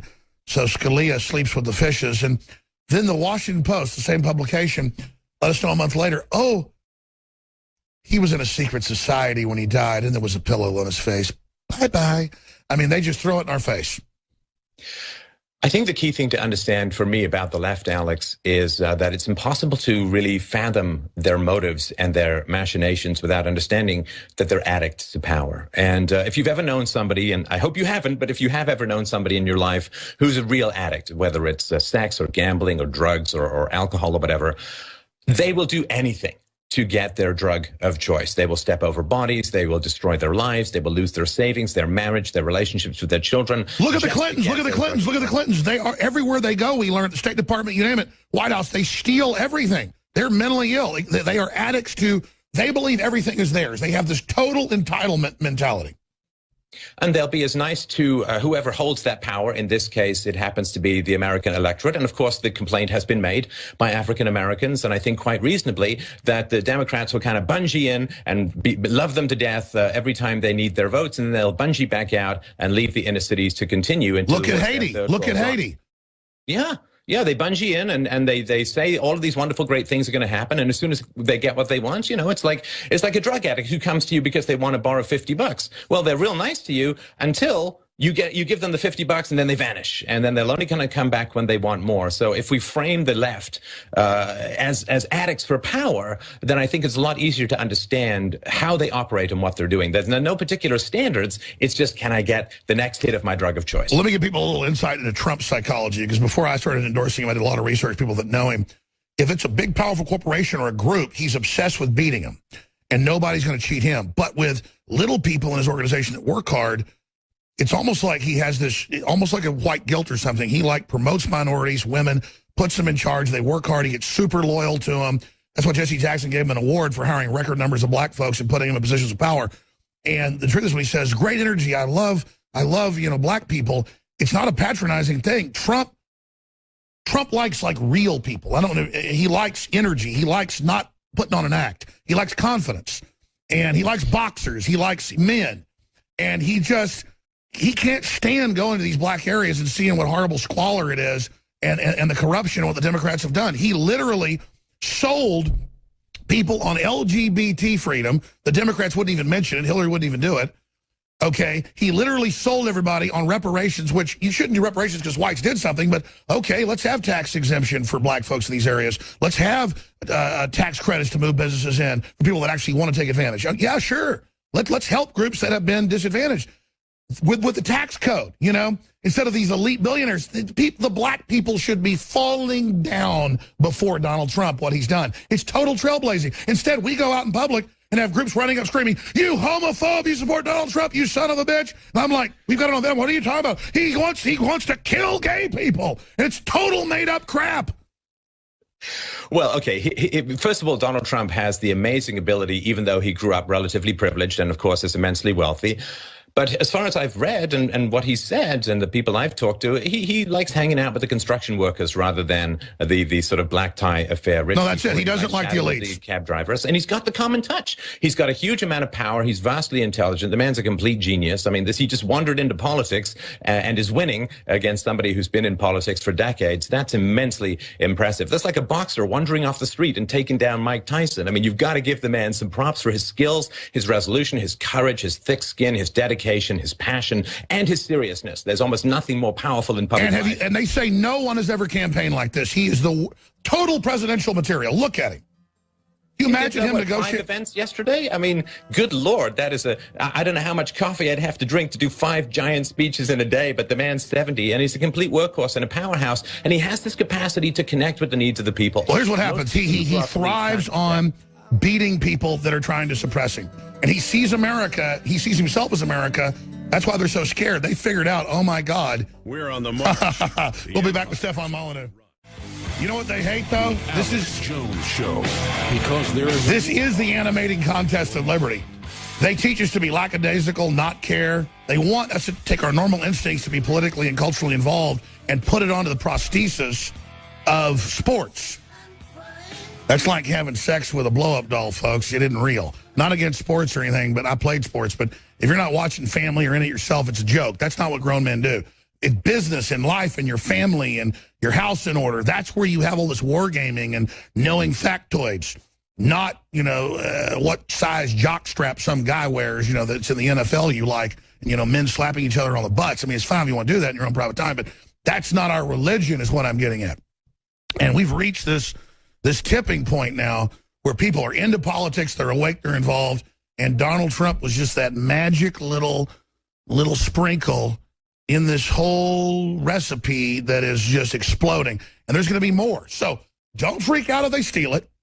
We're going to war game that with some former Navy SEALs and other folks tomorrow, Matt Bracken and others, but it is a hardcore time to be alive. Briefly, we have to fund this whole operation. We don't do that with big corporate sponsors. The radio network has their sponsors, and you hear those, and we have some of that going on, but that funds maybe 20% of what we do. We really fund ourselves with high-quality water filters. And we have the biggest spectrum of the highest quality out there, InfoWarsStore.com. We discount it massively. We're running a 52-hour live election broadcast with a super sale fundraiser to fund the battle for the Republic. 30% off Super Male Vitality, 30% off DNA Force. That is a big deal. 40% off all high-quality storable foods at InfoWarsStore.com. 30% off Survival Shield X2 Nation Iodine. 30% off Pro Pure King water filters. Best out there, lowest price. 25% off Secret 12. 15% off all Molon Labe. Come and take it. Second Amendment apparel, and thousands of other items. Non-GMO heirloom seeds, you name it. Sign up for auto ship, get additional 10% off. Some of this stuff is lost leaders when you sign up for that. InfoWarsStore.com. And make no mistake, you see the delivery of InfoWars. The reality of it, the idiot savant, lightning striking the same place every day over and over again. Because it's spiritual, it's real, it's hardcore, it's genetic, it's historical, it's unfathomable. It's that stuff, like Shakespeare says, there's a lot more in this world than what's in your books. Was it Horatio he's talking to? That's what's going on here. The human's minds, the sixth sense, all connected to each other. The group collective that the enemy is trying to poison and program that you're dumb, you're stupid, you're weak, you're ugly, you have no power. No. You spread the word about the broadcast. You send a link about the broadcast. You support us. You pray for us. You buy the products. That funds it. Biggest sales in our history. InfoWarsStore.com is the umbrella site. InfoWarsLife.com is the nutraceutical supplement site. Or simply call toll-free. We can answer all your questions. 888-253-3139. 888-253-3139. Read all the different reviews. But even more important than that, if you're a listener and not filtering your water, you're crazy. Just take the link at Infowars.com/show or Infowars.com/elections, a different link. It has the video and audio feeds, but also has a rundown of who's coming on, election results, and more. And send it out. You know what? We want to be bigger than the BBC and the Wall Street Journal combined. We don't want to just be bigger than them like we are right now, according to Comcast and others. We want to be bigger than all of them combined, like Drudge is, basically. We want to just absolutely show them, not in some weird exercise of dominance, but because we know they're a fraud, they're a joke, and they've collapsed. Because it's not that we're that big, it's they're that small now. And the fact that there are Stefan Molyneux and so many others, now there's hundreds and hundreds of prominent, smart, really cool, educated people hitting on all cylinders, and it's the reawakening of humanity. So as negative as things are, and as bad as some of it is, Hillary just canceled 2 hours ago. She already had it set up her victory fireworks display. And it's on Infowars.com. She canceled it. Stefan, in the 5 minutes we have left, I want to commend you, want to invite you back on a regular basis, more than once a month. We appreciate the work you do. And I'm going to give out your website here for a moment. People should mark it down. That is freedomainradio.com. But Stefan, do you disagree with me? If you do, please tell me. But I just seem to feel it, see it intellectually at just a mathematical level. It's almost euphoric, the victory we're having. But then I got to be honest, they got the nuclear weapons. They've seized control. They're still in charge. They still tax me. They still control the enforcers. Even if the enforcers are awake and don't like what's happening.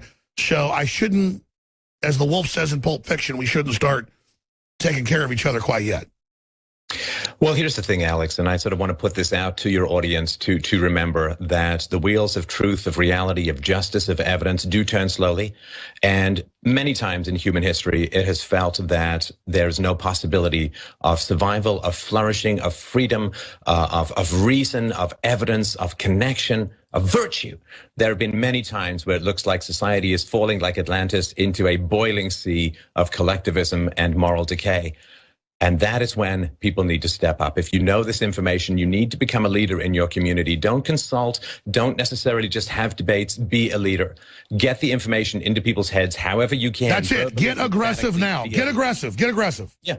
Now's the time. What do you have to lose? The alternative to not being an aggressive leader in your own community and making people understand how important it is right now to do the important thing, to take a stand for everything that our forefathers built, all the freedoms, all the equalities, equality under the law, equality of the genders, opportunities for everyone, the pursuit of happiness. Millions of men's bloods were shed for this incredible opportunity, this great, glorious cathedral of freedom we've all inherited. Now is the time to take a stand, to take leadership, to protect it. And it doesn't matter if people don't like you, and it doesn't matter if you think that they're in your face. It doesn't matter at all, because what matters is we keep our freedoms. And it's like taking the drink away from the drunk. He may dislike you in the moment, but down the road, he is going to get on his hands and knees and thank you for saving him from himself. And that is our job right now. I think that's the most powerful 2 minutes of radio I've heard in 10 years. Stefan, you crystallized it, and that's the great abomination. The tyrants couldn't compete with a moral group of people that wanted equality, so they, in the 60s, became the supposed leaders of the movement to then only invert it and create a giant infighting, race-based, gender-based thing. And it's so outrageous to see them attacking the West that has been the heart and the soul and the fulcrum of Renaissance. It's truly an abomination. But once you see the deception, it all crystallizes. And we don't have much in common with our leaders. This is the thing. I'm going to say this to everyone, particularly those who are tempted by Hillary Clinton. Blacks, whites, men, women, we are a horizontal slave pen of tax livestock at the moment.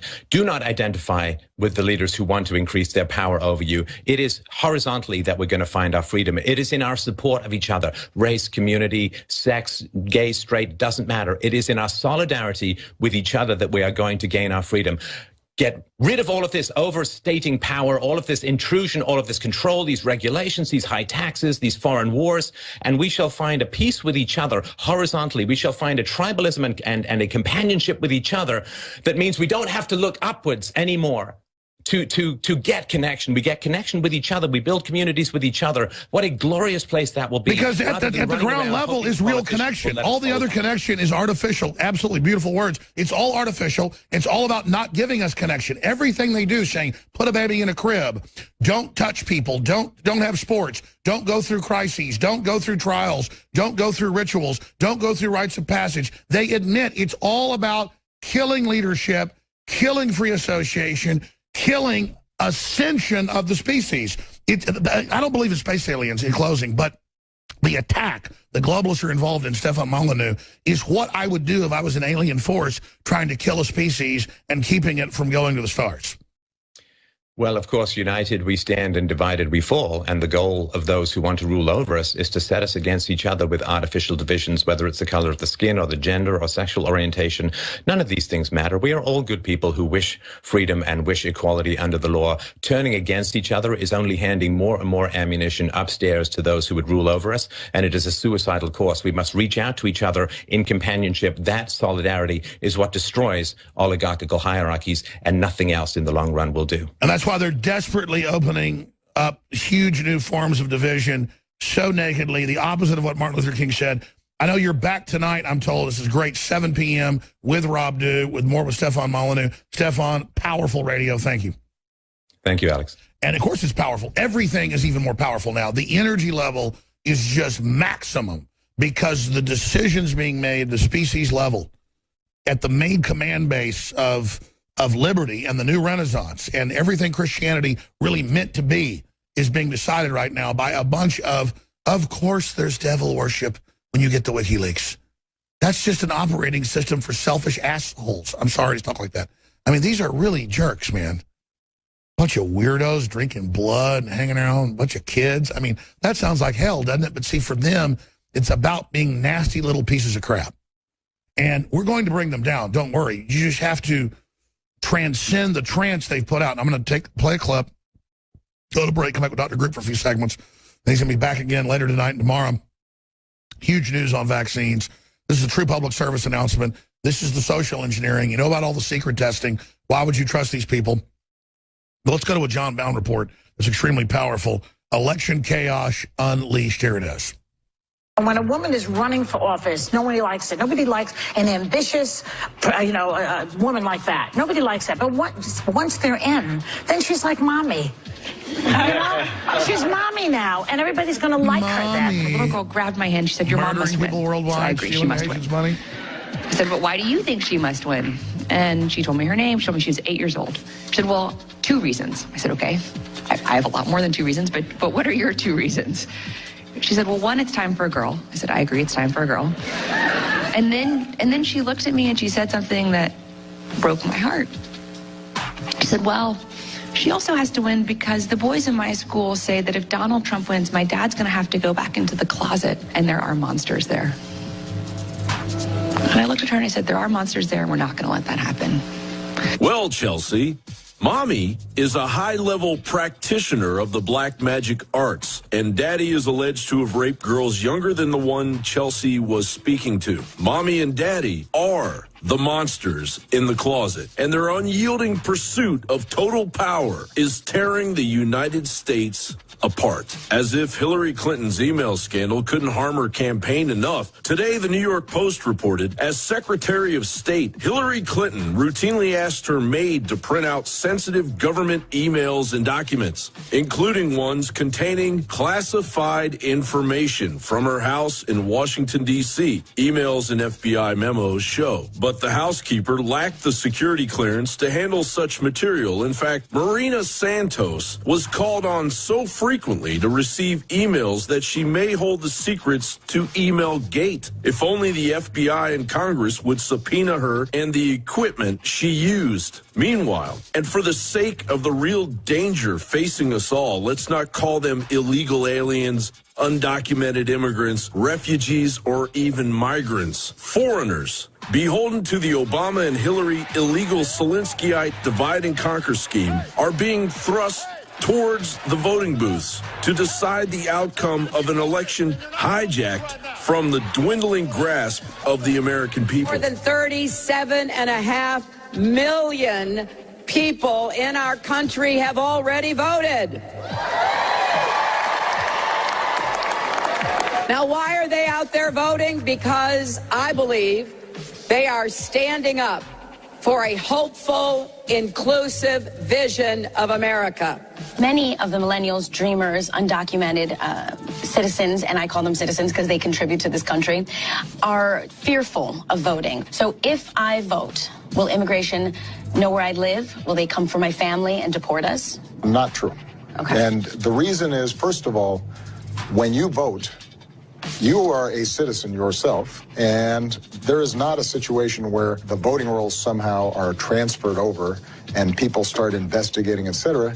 The sanctity of the vote is strictly confidential. Folks, while we're at it, great. An eyewitness told me, I interviewed her, I just haven't uploaded the video yet, but I interviewed her and she said that a guy was carrying a sign, and apparently it had it was like purporting to be a pro-Trump sign, but it had some tape on it that would indicate it was anti-Trump. And the guy had a gun on his hip, and apparently there were at least 4 men, probably more, who made sure that he could not draw the gun out of his holster. So they basically all pressed down on the gun, kept it in the holster, and, then, of course, the law enforcement swarmed him and just dogpiled on the guy and held him until law enforcement could cart him away. And now the military-industrial intelligence apparatus wants to keep the American voter afraid to approach a voting booth. As the Site Intel Group, a RAND Corporation creation, posts Twitter warnings reading, "Breaking. ISIS special Hayat Media Doc calls for attacks on voters on Election Day, demands Muslims not participate in democratic process. Vote, America. Vote like your life depends on it, because it does." John Bowne for Infowars.com. Dr. Edward Drew will be back on today, 4 to 6 p.m. with Anthony Gucciardi, and then back tomorrow with us as well. We got a lot of big guests. I'll be back tonight was it like 8 to midnight or something? We're live, 52 hours, Infowars.com/election, Infowars.com/show. If your station obviously isn't covering us 24 hours a day, that's fine. You can always find the feed there. Now, I want to take the record viewers we have, and not just listeners. Normally it's about 3 million every couple hours, probably about 6-7 million right now from what we're getting metrics of. A lot of new folks are tuning in right now. I want to take the opportunity to warn people.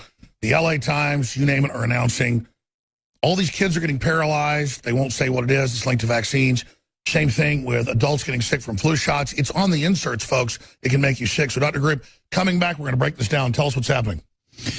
What's happening is very distressing to me, Alex, because I've been getting a lot of calls over the last couple weeks. You know, everybody is so glued to the election process, and I always think, you know, is there something else that could possibly be going on that is a stealth attack that nobody's talking about?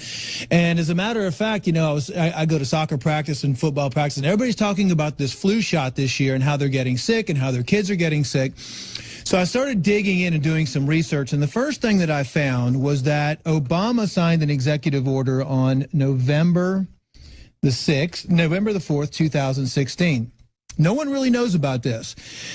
The executive order is advancing the global health security agenda to achieve a world safe and secure from infectious disease. Stay there. Under UNESCO, UN, he's got a special vaccine, and you've got your patients, everybody calling you super sick from it.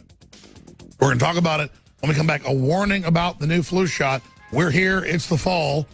It's on. Plus, all these other shots making kids get paralyzed everywhere. Yeah. The shot insert says it can paralyze you, but the doctors tell you we don't know why it's happening to cover their butt.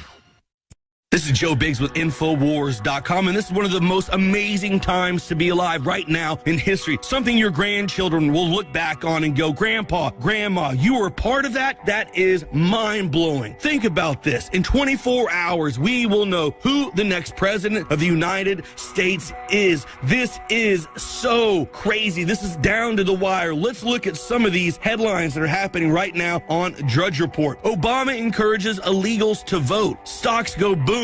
High drama in Sunshine State. Election in-game fight. Final charge through battleground states. Trump pops the biggest lead at IDP. LA Times has Trump +5. Traffic to get into Trump's rally in Pennsylvania backed up for miles. WikiLeaks server under hack attack as DNC emails released. Think about this. This is our Brexit. They're telling us we can't win. George Washington Brexited before it was cool. This has been Joe Biggs with Infowars.com, and we will prevail.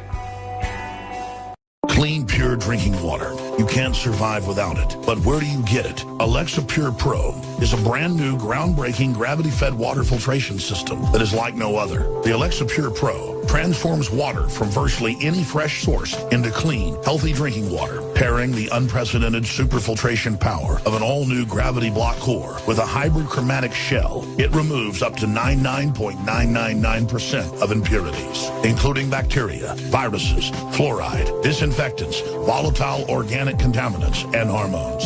Filter capacity up to 5,000 gallons. Stainless steel construction, easy assembly, low maintenance. Replacement filters are simple to install. And now, as part of an exclusive limited time introductory offer, you can save $20 off the retail price and get free shipping. This is a limited time offer, so order your unit today and receive free shipping and $20 off. Go to InfoWarsStore.com or call 888-253-3139. We have the new product at InfoWarsLife.com, BioTrue Selenium. We've had so many requests over the years for selenium, and just recently we were able to source a certified organic bioavailable selenium from mustard seed extract. When you take selenium in the body, it actually benefits the detoxification systems in your body. It helps balance the thyroid gland. It helps detoxify. Selenium is another one of those absolute must-haves. The highest concentration of selenium is in the thyroid gland, but it's actually used all over the body. As a matter of fact, there's 25 genes in the body that are directly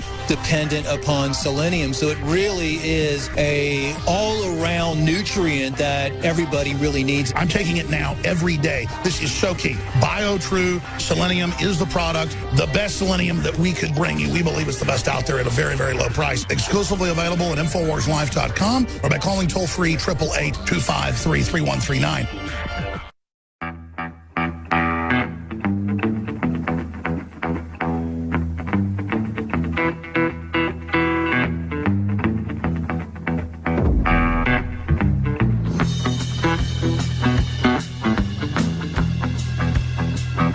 Now, Dr. Group's just with us this segment and the next. He'll be back tomorrow, but he's also coming back tonight, 4 to 6 p.m. with Anthony Gucciardi, to really break all this down and talk about the election as well. But listen to me very carefully. There have been thousands of secret government testing projects carried out by illegal subgroups in the government, basically just like pedophiles in government trying to get you involved in pedophilia.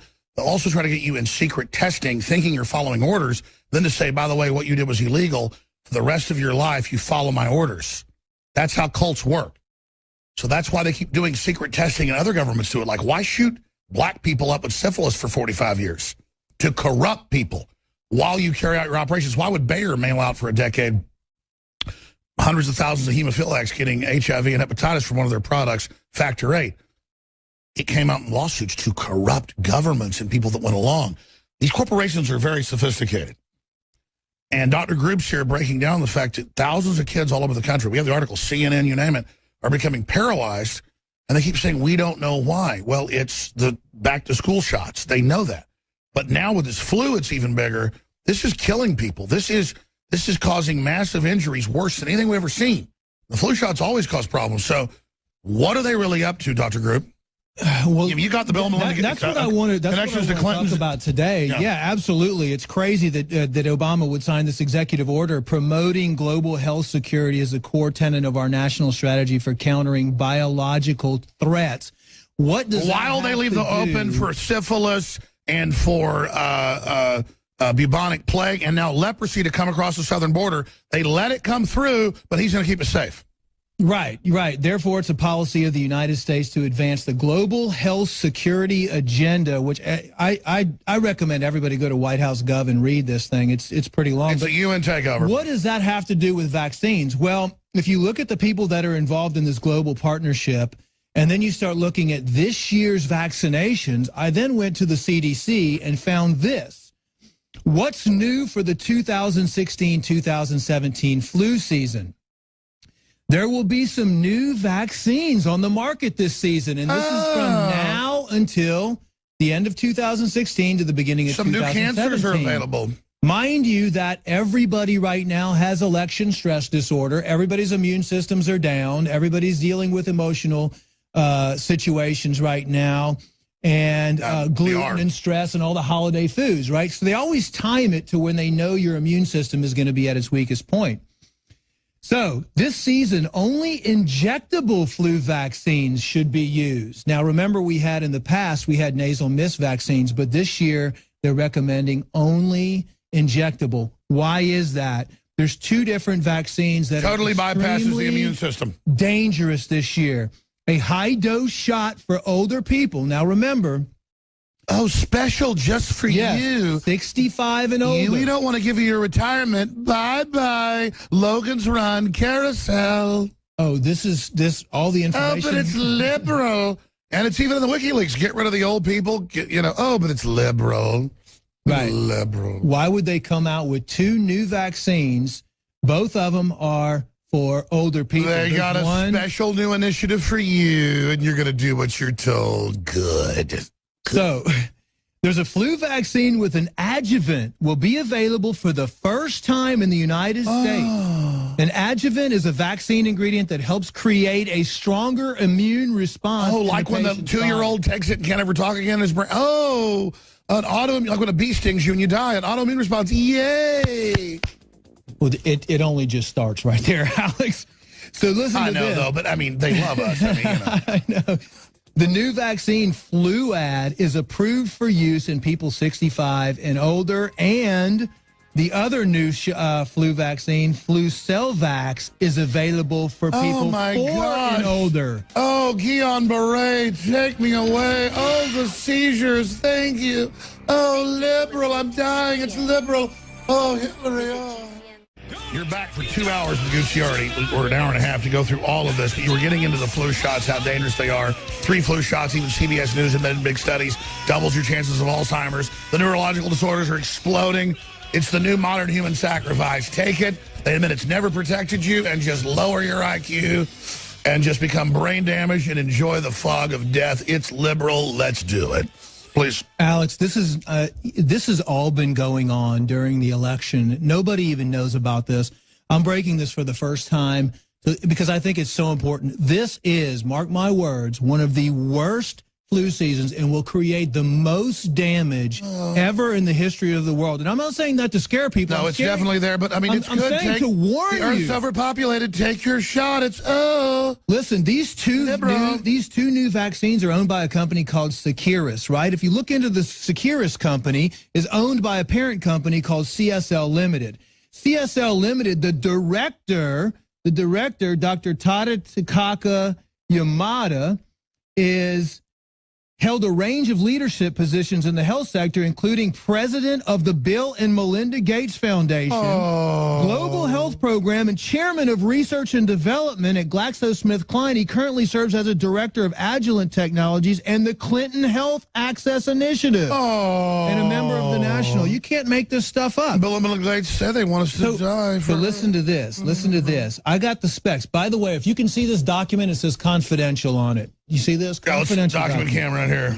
Okay, listen to this. Each dose of the Fluad vaccine contains a California 2009 NYMC X181 H1N1, a California 2009 PDM09 like virus. What is a like virus anyway? A Hong Kong 4801 X26 3B Hong Kong like virus, Brisbane wild type like virus. It also contains MF59. This is the key ingredient right here. What is MF59? I'm sure Bill Gates loves me. Listen to this though. Listen to this though. It also contains cetyl trimethyl ammonium bromide. That's really good for your thyroid. So, also contains polysorbate 80, sodium citrate dihydrate, as well as egg protein, formaldehyde, and listen to this, may contain trace amounts of neomycin, kanamycin, and barium. Gee, I wish we could get one of those doomsday machines. So what is squalene MF59? Well, if anybody remembers the Gulf War syndrome... Are you being racist against it? It's been linked to the Gulf War syndrome? Well, Absolutely. What's wrong with a bunch of soft-killed people that have chronic fatigue? It's liberal. Take the shot and get ready to have your arms and legs sawed off. No, but this is the biggest scandal ever in the flu vaccine world. There's no doubt about it. An experimental oil and water adjuvant, which was forced on servicemen beginning in 1999 via the mandatory anthrax vaccine. Yeah, only the French didn't do it, and they didn't have Gulf War syndrome. And Captain Rovitz's comrades suffer severe and permanent side effects. This is, in the past 64 years, the United States military and other agencies within our government have used our servicemen and women as test subjects, which we've been saying for a long time, even when I was in the military, oftentimes in secret without informed Well, I think it's fair. I mean, we've tested on them. It's like the thing where she said men have died in war. It's time to draft little girls. It's their time to die. I think we should give all our kids this and just die, and I think it's liberal. You're going to be back later at 4 o'clock to go through all this in great detail. Let everybody know to tune in, Infowars.com/show. That's part of the revolution. This is a nightmare. Kids are getting paralyzed everywhere. They're testing to see if we notice it. Don't get the flu shot. Do not do your research before you get the flu shot this year. That's racist. Take it and get your coffin ready. Save yourself. No, it's liberal. And we're now 2 hours and 9 minutes into worldwide broadcast. We've got about 50 hours left. They can't hide it. All over the country, they're catching fraud against Trump. Bev Harris is a nonpartisan hero. She's a Democrat. She's a liberal, like the real liberals I know that are really good people. I was a big enemy of Bush's. I was a big enemy of the Clintons. I didn't like the stuff they were doing, all the corporatism, the sellouts, the missile secrets to China. But Bev Harris, more than any other election fraud expert ever, really has exposed more than anybody. And she said, look, they're fixing it for Hillary. She was on last Monday. She was on 8 days ago with us. And she said it's really crazy. And what did Julian Assange come out 5 days later in a big exclusive interview and said the intel is they're going to fix the election. People keep saying, well, where's the big bombshells? He's released it. Obama talking to her with secret email, talking about keeping the public poor, disparaging poor people, talking about rigging CNN, rigging MSNBC, rigging questions, rigging polls, in between weird-ass devil worship stuff. I mean, I quite frankly can't believe this stuff. And more came out today about them rigging questions that Wolf Blitzer would ask Donald Trump. the Democrats have hit a new bottom. I'm sure the Republican establishment that's been backing them would probably hit an even bigger bottom if it was some Republican candidate they put in. But Trump is the opposite of that. Now, our guest isn't on about Trump, isn't on about parties. But the truth is, whether it's Assange or whether it's the head of the Green Party coming out saying Hillary's a vote for war, or whether Jill Stein, real liberals just cover the facts. And the fact is there's election fraud going on. The fact is they've discovered software around the country that allows them to shave with the fractions. And so Bev Harris joined us last Monday. It was a huge bombshell interview. More than 8 million views just on video platforms, not just this show, with 3 million listeners and viewers every hour now on average. So the good news is this is getting out. The problem is mainstream media is acting like none of this is happening. They will not cover it. They would have her on when she was exposing the Republicans of fraud. But she said, listen, and I know who he is. I'm aware of his work. She said, John Brakey is like one of the leading real experts you should have on. So we're honored to have him here. He is an elections investigator, election integrity advocate, and former business owner. He is co-founder of Audit AZ, Americans for Democracy, Integrity, and Transparency in Elections, which assisted with winning the RTA election records lawsuit, awarding plaintiffs the largest yield of electronic elections data in the country to date. While fighting for transparency, publicly verified elections, John Brakey and his team discovered, and I should just let him go through this because this would take 20 minutes to go through, but they are the real deal. And they're proving it in court and winning. And now they found the mother lode. And it is just horrific to know this is happening. And then to see the media say it doesn't exist, there's no fraud, it's very, very painful. So election officials dig in to hide potential proof of electronic vote rigging Tuesday. So he's here to break it down, one of the leading experts. Bev Harris says bigger expert than she is. And she's a very humble lady. The point is she's been very effective and very accurate. Wow, thank you for joining us, sir. ElectionNightmares.com is there on screen for TV viewers, ElectionNightmares.com. You're the expert. Where should we start? Well, let's leave off where Bev Harris, pick up where she left off, is that, the big effort that we're making on a national level is that the technology is changing, and we want elections that are, one, transparent, take the black box and turn it into a transparent box. Glass house. Yeah. Two, we must have elections that are transparent. And that means chain of custody. It means in the ES&S world or Sequoia cast vote records that have a hyperlink to the ballot image. And then it also means that elections become publicly verifiable. And we know how to do that. And the technology is taking us there because the old system of a marked sensor technology is disappearing, and they are creating ballot images. Now, the bad thing about these ballot images, they're being destroyed everywhere. And that's what we're finding out. I have sued Pima County, won the court case. They must preserve their ballot images. And then we put another 10 counties in the state of Arizona on notice that if they destroy these images, they have committed a Class 6 felony. And we are urgently pushing them very hard and letting them know that we'll put our lawyers on them if they do destroy these images. And then we find it's happening in Colorado. Bob Petrakis in Ohio just sued his Secretary of State. And of course, we have no media, but we got Alex Jones. And thank you. Well, I was about to say, though, sir, Obama says there's no such thing as election fraud, but he separately says we're at the greatest threat ever from the Russians, so we've had to federalize it. I mean, that sounds like a fever dream or something. It sounds like insanity. What's really going on? Well, we're moving into an Orwellian world, and everything they say is the opposite. And we don't need the feds involved. We know, in my experience, I've been doing this for 12 years. In fact, Alex, this is my anniversary. Wow. For getting down the rabbit hole. It was on November 7th, 2004, that I caught a very sophisticated trick and switch going on at my precinct. I was a cluster captain of 4, and I spent 1,000 hours investigating that, and then realized that what I caught wasn't happening everywhere. It was a stack.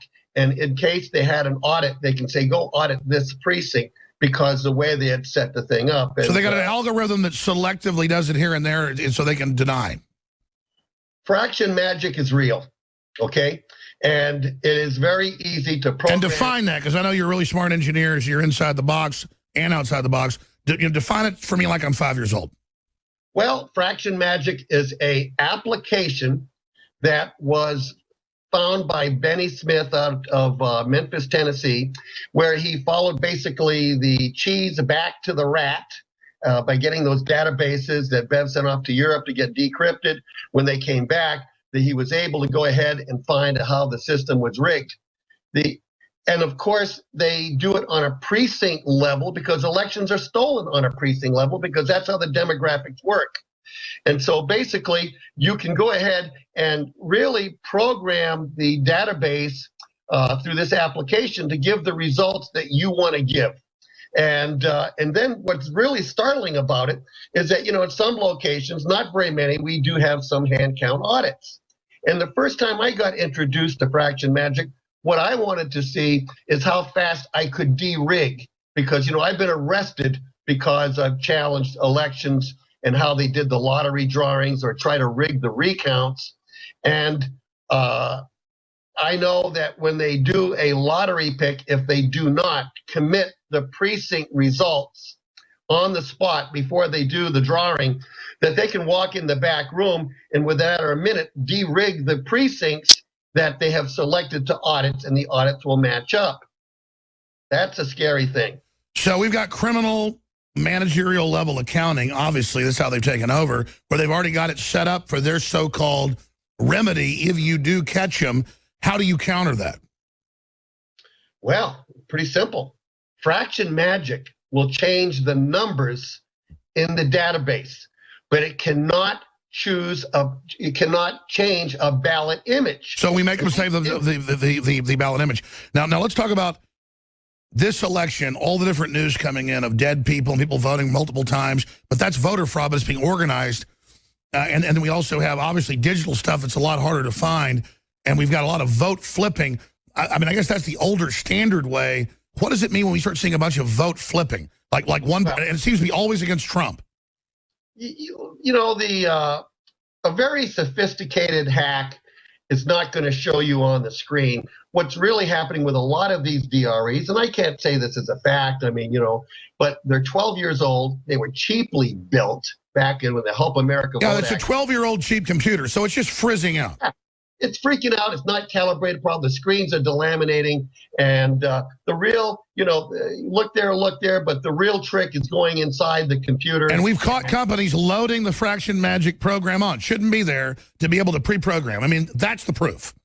Yeah. And the proof is they can't prove that elections are honest because they don't verify. And if we can get at these ballot images, okay, then we could verify. These ballot images is what the machine counts. Sure, so you guys are excited because you found a way, since these programs already have it in them, to be able to have people have a record, have a receipt, go back and check it, do spot counts, do spot checks, and really verify precinct by precinct. But it's not being done. It's being rigged. Let me ask you this then. Why are more and more of the companies doing the image save software if it's their undoing? Because the mark sensor technology. Remember we were in school and we took the Iowa test and you filled in the bubble? Oh, the scanner's working off of that, so that's just the basis of it. Right. The new scanners use ballot images because that's the technology. We're at a point now. So it's like Scantron. It's like Scantron. Yeah, it's like taking a document scanner and scanning in your document. Got it. Okay, I see. So it's part of the process, so they might as well just save that. It's like saving the ballots. It's digital with compression. It's totally cheap. Yeah, and they're not doing it, Alex. In fact, as you expose and others, they're working very hard to expunge it. Yes, and they're doing it over and over in places that we check. Yeah, and that's always evidence of the crime once we've caught them. Wow, John Brakey, amazing. ElectionNightmares.com. Aren't you glad there's folks like this guy, the opposite of lazy asses watching football all day, that is actually they're fighting for us. We'll be right back with more straight ahead. It's election 2016. We're only 12 hours out, folks. Well, Hillary had already planned her victory tomorrow with fireworks set for 10 o'clock Eastern. Funny, a lot of times you wouldn't think the election results wouldn't be in until maybe 10 or 11 Pacific. That'd be 8 o'clock Pacific, but they've canceled that fireworks display. They're not saying they're holding back. They've just canceled it. In every battleground state, Trump's ahead in their skewed polls, even in the skewed polls. And here's the New York Times. TV networks face a skeptical public on election night. Yeah, look for CNN that keeps projecting her as the winner to say she's the winner at 6 o'clock at night so people all across the West don't go out and vote. Just another nasty trick like Ted Cruz got caught doing in Iowa, saying Ben Carson had quit, and then he got a big percentage of his votes the next 3 hours. I want to have this gentleman back, obviously, to get into a bigger, in-depth discussion of this. But I got to tell you, it is just mind-blowing when Bev Harris, she's not a person that gets up there and crows about things. She said, undoubtedly, this is the biggest thing she's ever discovered, they've ever discovered. In fact, it's bigger than everything. It's how they're doing it, how they're putting a program on that shouldn't be there. You know, it shouldn't be there. And it's there, and they go to the polling places and they run in fear. They've arrested this guy. Wow. So going back to John Brakey of electionnightmares.com, in the 5 minutes we have left, other key points you want to impart to people. Well, I would urge people to file a records request at their county, and I would ask for the ballot images, and when they say they don't have them, then why don't you? And because that is the future. We need to change out this junk equipment. We got to make elections transparent, trackable, and publicly verifiable. You know, in your earlier hour, you were talking about community, and you know, what I want to add to that is that, you know, the final solution is to get back to a precinct type level voting, that we are doing hand counts and verifying there at these precincts. Which they admit, as you said, statistically, it's easier to do paper, verify at the precinct, it's put on the wall, everybody sees it, you add them together, that's how it should be done. Absolutely, Alex, and we have to get there because everything else is a game. And the sad thing, that's kind of the history of this country, is that since the very beginning that, you know, really voting has been a struggle, and, you know, and there are people in this country, I call them the status quo, that keep things the way they are. Our whole system, I can see from all the years I've been involved fighting corruption, is a pay-to-play system, is how it works. That's right. I mean, the real way you get stuff done is pay to play.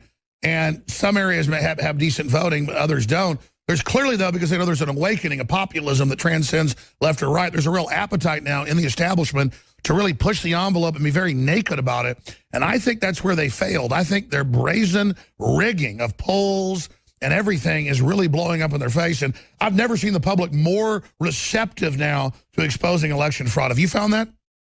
Totally, Alex, is that, you know, I feel like we've passed the Rubicon. Voter fraud was an Orwellian trick. Everything that went wrong in election, they call it voter fraud, when the reality is it's election fraud. Election fraud. Yeah, you know, if I could just give one little quick story about Massachusetts. You know, I canvassed the whole country in this last election cycle. I took off the whole year thus far and worked elections. In Massachusetts, they have 351 municipalities. And, you know, as far as I'm concerned, the votes that are counted in 5 of the states of New England are counted by the mafia. It's a group called LHS, okay? And in Massachusetts, the 351 municipalities, a lot of them subcontract out their elections to this company, and they come in and basically run the machines, program them, and set them up. Well, anyway, in that election with Bernie Sanders against Hillary, Bernie Sanders lost the state by 1.42%. But shockingly, 68 of these small communities hand-counted their votes, and Sanders won that by an average of 17.9%. Isn't that funny, where you actually had real voting? Sanders won, but they were so naked. Again, they just said, we don't care he's winning all over the country, and Stanford certified that it's a fraud. Hillary just said, I have the superdelegates. That's who counts. So I think their arrogance, again, I mean, to see them on TV going, your popular vote doesn't matter. I mean, that was crazy. Why'd they do that? Because they are running the game. They manipulate. They're ballot harvesting. You know, I look at the system and I break it down by segments. And, you know, another good example of the big heist in this country thus far was California. That heist was incredible, what they did there, okay? From Sanders. Back, yeah. It was. I mean, it was even in the New York Daily News that they just met the day before with CNN and AP with the superdelegates and decided what it would be. Yeah. And then they stole it. What they did in California is an incredible, that on the front end of election night, Hillary was winning by 26 points in the vote by mail. The next morning, when I woke up, she only won by 13. The vote by mail was stacked in the front end. They sent other ballots back to the back end, which is unaudited. At the precinct, 2.5 million people. You know what? If you can do 5 more minutes, and then I've got another big Clinton insider coming on, can you break down, because I followed it, but you're an expert. Can you break down what they admit they did in California? Yeah, I certainly can. Well, let's come back and talk about that. This is incredible.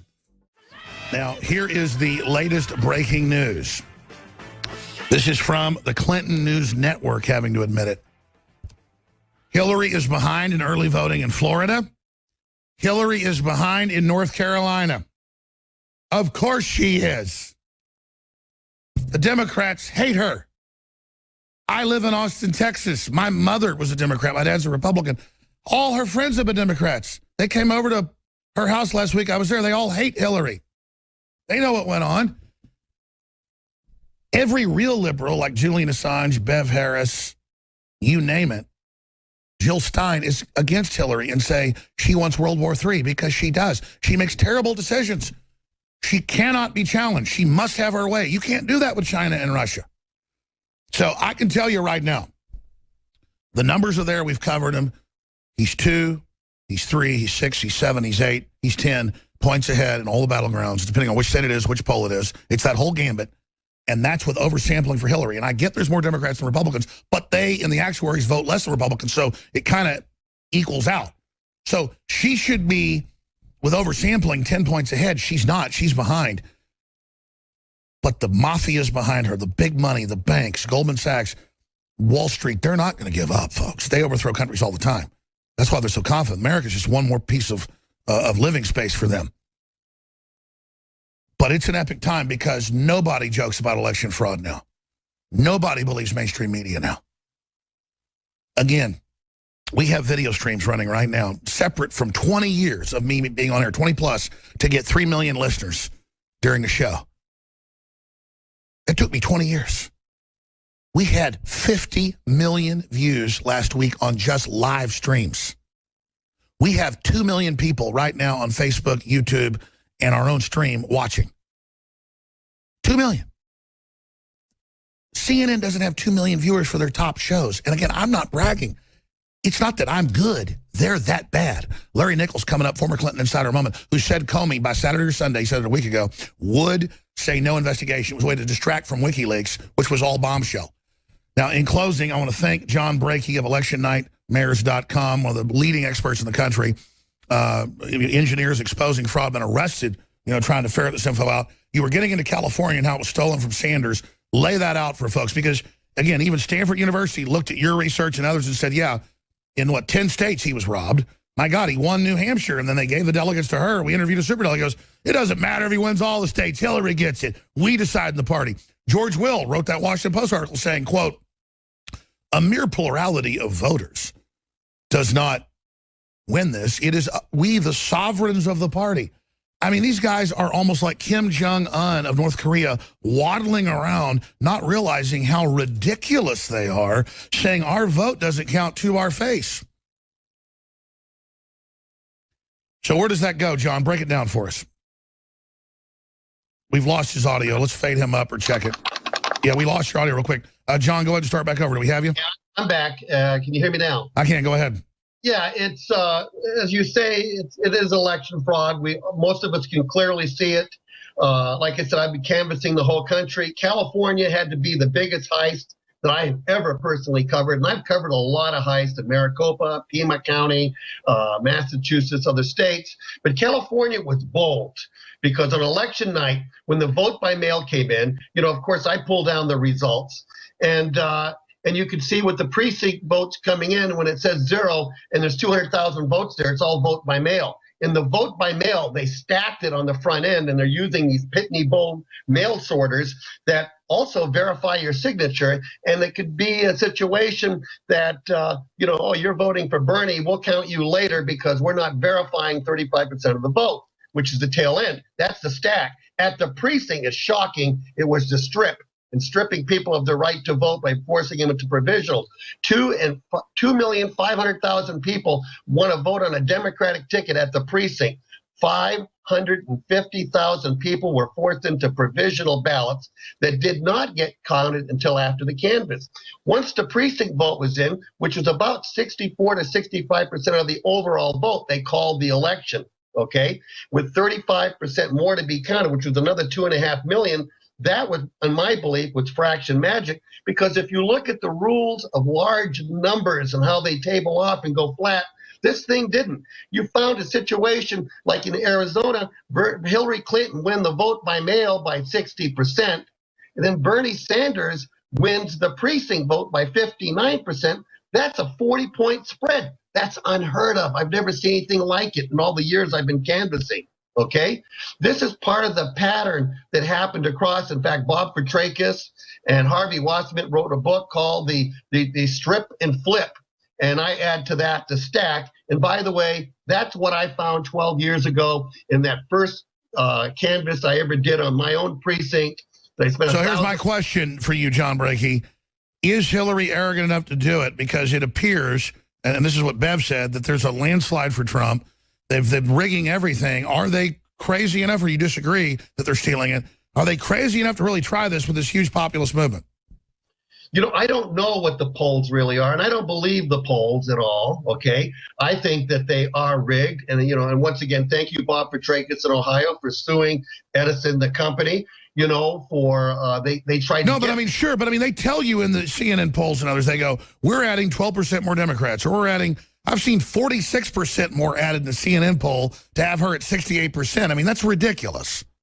I agree, but I'm not looking into that hard. I think the poll that really matters to me is the one that's going to happen tomorrow, and then try to figure out how they rigged it, and then look at the numbers as they come in, because, you know, there are patterns, and you look for this, what I call... Sure, and they'll have early announcements, early projected winners. Isn't that one of their favorite tactics?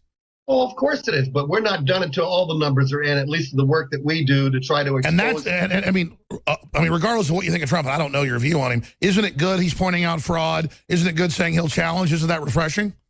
Yes, it is, and I want you to know that we made a reach out to the Trump campaign to try to help them understand election fraud, and we didn't have much success. Well, here's the problem, because it's not a bureaucracy. You're literally dealing with one guy, and he literally is up 18 hours a day trying to figure it all out, and it's been a crash course in brain surgery for him. But believe me, he's aware, and he appreciates what everybody's doing. And we want to thank you, John Brakey, electionnightmares.com. Thank you, sir. And I want to thank you for all the good you do, my friend. And I'm very appreciative to have the opportunity to come on your fine show. Thank you. No, I am just so honored to be associated with people like that. I mean, it's good to be around people that care, have that fire of liberty, that are informed, that are smart. Now, look at the general public. You know, a lot of them are like zombies. People run up to me and they say, hey, Alex, you know, they say, you only think of the NFL. I got some tickets. You want to fly out and see the playoffs? And I'm like, I remember actually going and seeing NFL playoffs when I was about 18. I'm actually thinking, yeah, that'd be fun. But you know what? I remember one time Nolan Ryan's son invited me to go see a Rangers game. This was like 20 years ago. And I said, you know, I can't do it. I said, I just got to fight. And it's not that I'm being goody two-shoes about it. It's just that I can't sit there and go to these things and do this and care about a game.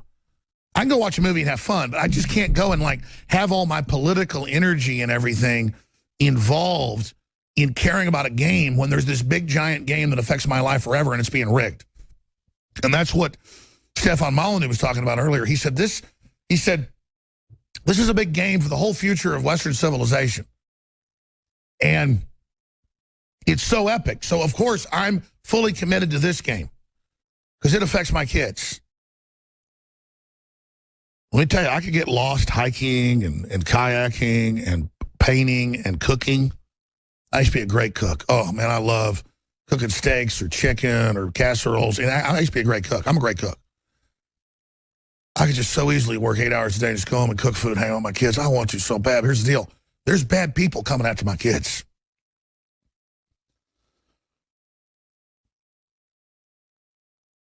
And I try not to cry on the air, but this is the whole future of the country lined up here. And it's not crying because I'm sad. It's crying because I feel extremely violent.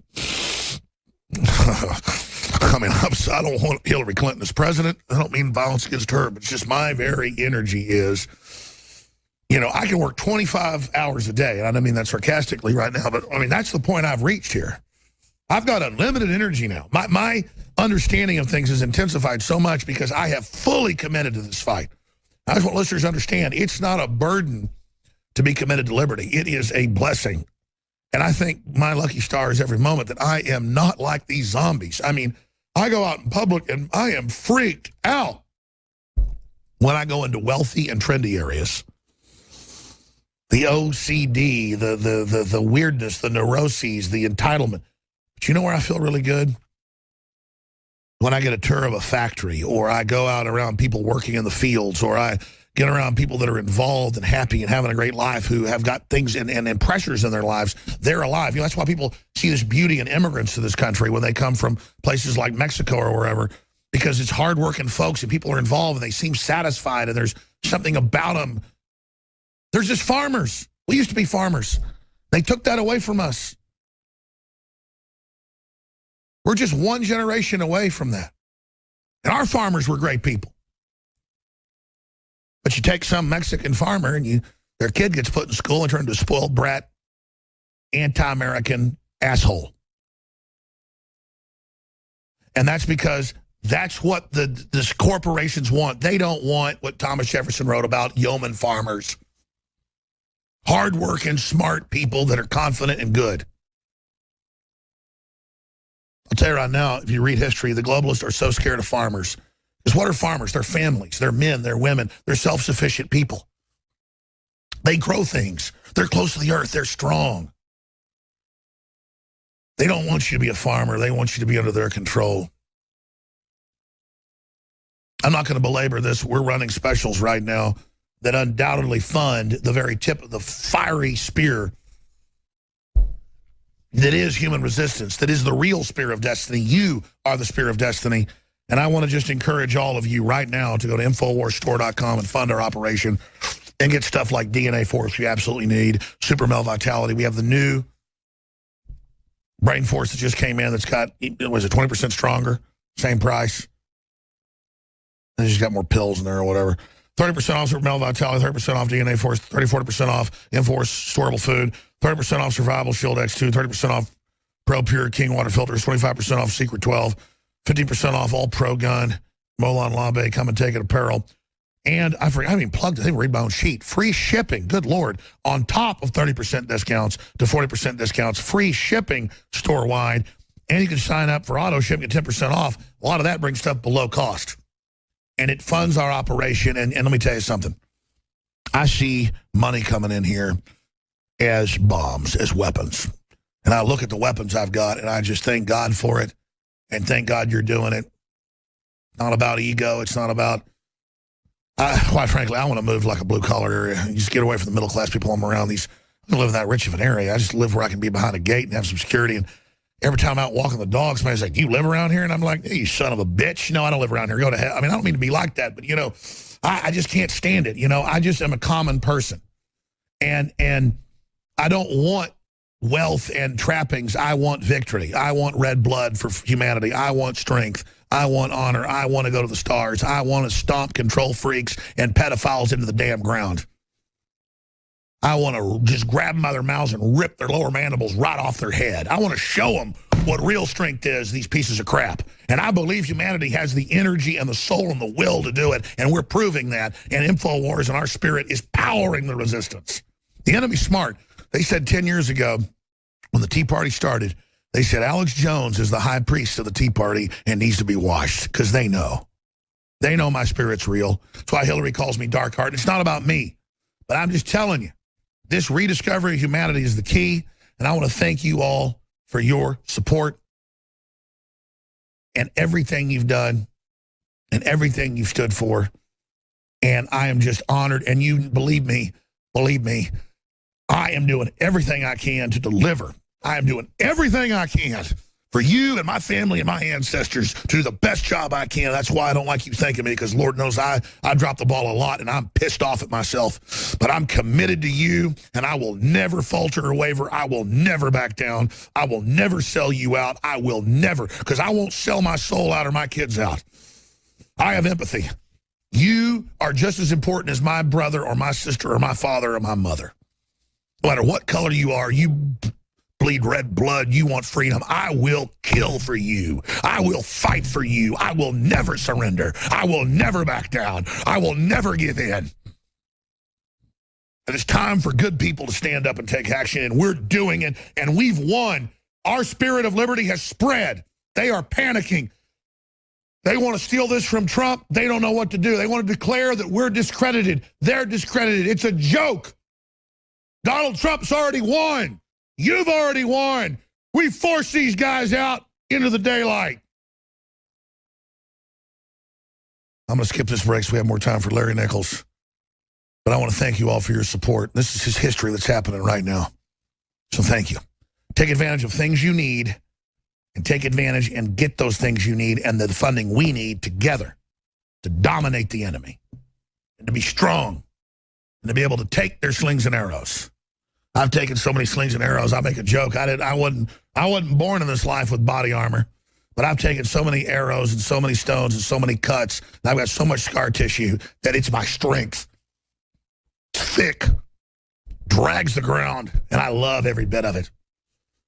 Because it's the animating contest of liberty. It's everything they've tried to stop us from going through so that we will not rise to the next level. Let's go to Larry Nichols. Larry, I appreciate you, former Clinton insider. Your credibility only goes up as everything you've talked about comes true. You said the witches' coven, the satanic rituals, it's all out in the WikiLeaks. You said 8 days ago on air that they're going to come out on Saturday or Sunday, 2 days before the election, and now she's totally exonerated to ignore all the other stuff that happened. Rush Limbaugh was correct as well, but I guess you might have talked to the same Supreme Court justice that told you that. And we know a bunch of FBI guys got fired that talked to you just yesterday. But it doesn't matter. There's no future. That's not dishonor to be fired doing the right thing. This is an epic time to be alive. They're saying she's behind in North Carolina. North Carolina. She's behind in Florida. She's canceled her fireworks display. That may be playing possum. And she's got a lot of tricks up her sleeve. But what are you smelling, and what are your sources saying right now? What's in the air, Larry Nichols? All right, Alex, you got to be careful. Remember what I've told you for years, literally, that the last thing they'll do is show her behind. But they want her underdog to get her minions out and make it believable. They're scared to death, and that's why they're pushing so hard at this late date. I would have never agreed to them showing underdog status the day before the election. That's pushing it too bad. But that's how nervous they are. Obama looks completely shook up, too. Yeah, Alex. He looks like he's scared. I love seeing that. Yeah, here's the truth. As I see it from looking, I enjoyed your guest before me. As I see it today, Hillary wins by 6. Now, wait a minute. Hillary wins by 6. But in truth, the actual vote, Trump's up by 2 or 3. So what does that mean? That means if we will do the 2 things that I'm going to tell today, if I have time, we can curtail voter fraud enough, Alex, to where you can have victory. We can have victory. And when you say voter fraud, it's all election because it's individuals, but they're being orchestrated. So isn't that really election fraud as well? That's right. I mean, it's absolute. They're pulling out every trick in the book, every one. So let me. And they're getting caught. So what does that mean? Well, now there's the problem. Who are you going to call? They're getting caught. But you see, that's the problem with this syndicate that I've told you about. That's Arkansas in the 80s and 90s. They control the Justice Department. They control the FBI. They control the media. They are going to control Congress very soon if we don't stop them. So the problem is they don't even care if they get caught because they know there's no place for us to go to take action on it. So they think. Here's the dirty trick. They're scared to death. So if your listeners will do this for me, 2 things. And I'd like to talk about gun control because I brought that up yesterday. Yeah, that's in the WikiLeaks, total gun ban. Well, so everything with bolt action. Well, let me tell you what they're going to do with gun control because I've just been besieged because of your program about it. Here's what's coming within 6 months. I have actually seen the draft of it. They're coming within 6 months. Hillary will do a presidential executive order calling for gun registration nationwide. No, that's in the WikiLeaks. Well, okay. Well, what I saw wasn't WikiLeaks. What I saw was what I was provided by the same group that told me about what was happening with the wiener he made. Well, it's just her promising executive action once she's in and once there's a trigger event. That's right. And the way she's going to get around it is by going executive order, doing registration on firearms. She's not violating, as she will say, the Second Amendment, because we're not keeping people from having weapons. We're just making people tracking them. Then within 6 months of that, as within her first year and a half, she will do what they call conforming. Conforming, under their code word, conforming means they're going to say, all right, folks, Alex, you've got a shotgun. Let's see, what can a shotgun be used for? Well, it can hunt ducks. You can use it to hunt. You can use it to protect yourself. So therefore, you know what? You can have one of those. But then they're going to say an AK-47 with clips that hold 20, 30, 40 rounds. What can you use those for? Well, you don't use them to hunt ducks. You can't take them into the woods because of the high-capacity clips. The only thing they can be used for are, you know, sure, they admit it. They want to ban all semi-auto. That's the admitted. Hell, they're in the Washington Post saying time to ban everything but single shot. Right. So once again, she's going to go at that and see, this is how this dirty plot works. This is how this trick works out. So she's going to issue another executive order within this first year and a half, making people turn in their weapons that do not conform to what, you know, they think. And when folks don't, they do a soft gun control where they persecute gun owners, as they beta tested in Illinois and California. I concur. We're experts on that. We agree with you. There you go. So anyway, that's what's coming to the people that. Sure, but what about election tomorrow? What's the intel? You do two things. Two things tomorrow, and I swear to everyone listening to me, we'll win this election. When you go in, we've talked about it before, first thing, protect your vote. You walk in, if it's a voting machine, you make them prove before you leave that booth that every vote you cast is officially recorded the way you cast it. If they don't, then you make them give you a paper ballot. Now, I've already had people call me, Alex, thanks to you. They've reported it to your website, by the way. They've already gone, requested paper ballots. They were told they didn't have them, couldn't get them. Well, when they pressed the issue, come to find out they did have them. But when you go in, if they can't verify your vote, demand a paper ballot. If they say they don't have them, then you go. And now when that precinct goes sideways, you can overthrow the entire deal because they didn't give you a paper ballot. And yes, we're getting So what you do is you find out where can you go to get a paper ballot. And they'll say, well, you'll have to go to the whatever place. Well, go there and get a paper ballot. But before you leave that precinct, if they say they don't have a paper ballot, because remember, under law, they're supposed to have paper ballots available, if nothing else, if the power goes off. If they don't do that, before you leave, you call the police. They're not going to come with their lights flashing. You're just calling and reporting exactly what happened. Well, I got to say, I mean, the police aren't perfect, but compared to the globalists, they're good people. They're really awake to what's happening. I'm told they've been arresting a bunch of people and actually filling out reports where they had. Usually, you know, the cops are told to cover it up. They're not covering it up. No, remember, those guys are with us. They don't want Hillary. My God, they're the ones being shot. They're the ones who've got targets on their backs thanks to Obama and Hillary. So anyway, call the police. Then the minute you call the police, you go to InfoWars, where your site is, to report voter fraud. Report it. Now, folks, please, if that has to be contested in court, Trump needs verifiable instances of voter fraud. He needs a crap ton. That's right. Now, the next thing you do is, this is where it gets a little difficult, Alex. When you're through voting, take time out of your day and spend an hour or two or three or the whole day. Sit there at that precinct and watch. And when you see a van pull up with 5 or 6 people getting out, going in and voting, come back, get in the van. You get photos up front. You follow it legally to the next place. You show the photos again. You release it to InfoWars at vote@infowars.com. Stay there, Larry. We're going to come back to you for 5 more minutes.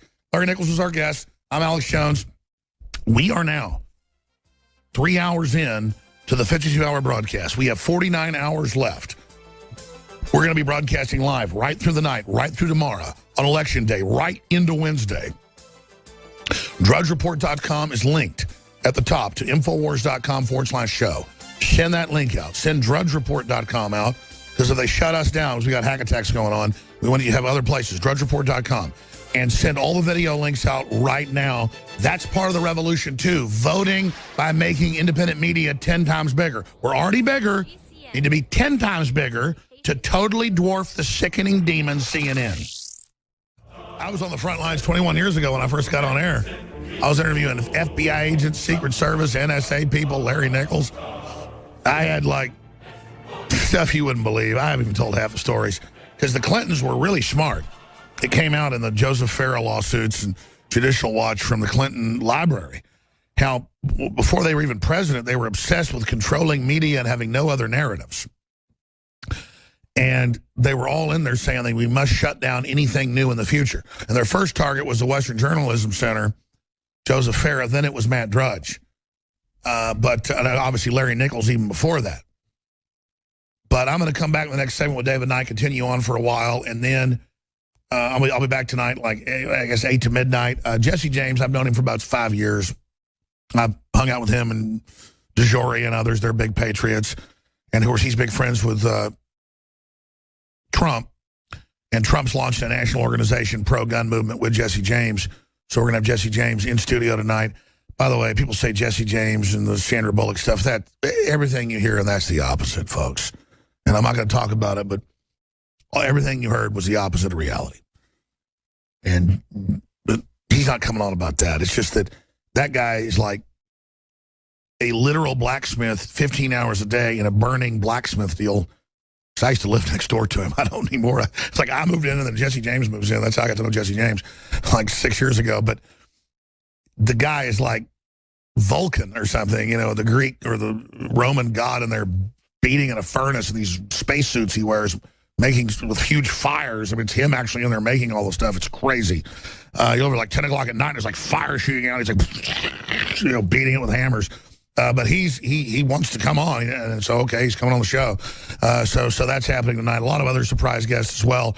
Getting back to Larry Nichols, I want to put this on screen. Larry, we went up there a year ago because he's diagnosed with lung cancer, and he's really gotten in bad shape since then, and we're praying for him. And he's a really great guy, and I don't want to get into with him on air how he's doing because he's told me it's not too well. But it's NicholsLive@AOL.com. Go make a $5, $10, $100 donation. His cancer treatment's very expensive.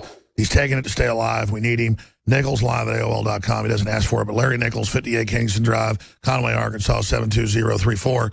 He's a great patriot, and is just dead on with what he's been breaking down. But in the few minutes we got left, getting into any other facets we should cover? Yeah, there are two things. Completing what I was saying, the biggest thing that will swing this election, I swear to God, because I've done it. I've rigged more elections than most people have ever voted in. If you will commit to the time to stand at the precinct after you vote and subtly, don't make a big scene, just subtly let people know that you're there watching and witnessing to catch voter fraud. You know what'll happen, Alex? They'll leave. They'll go someplace else, just like the home that has, you know, to a burger, a home's got... No, I get it. You're stalling them. Instead of them getting to vote 10 times, they'll get to vote twice that day. If citizens just show that we're watching, they'll back off. They'll back off, and I know it because I had to direct it. Hey, let me ask you, why would Obama come out and say, yes, go ahead and vote. If you're illegal, we won't come after you? Because he doesn't care, Alex. This is the beginning of the takeover of this nation. And they're all in. They're all in. They are, and it shows you how far they're in trouble, and they know it because they're calling it out now. The second thing, and Alex, this is an awkward one for me, but I'm going to do it. It's called 2 Chronicles, chapter 7, verse 14.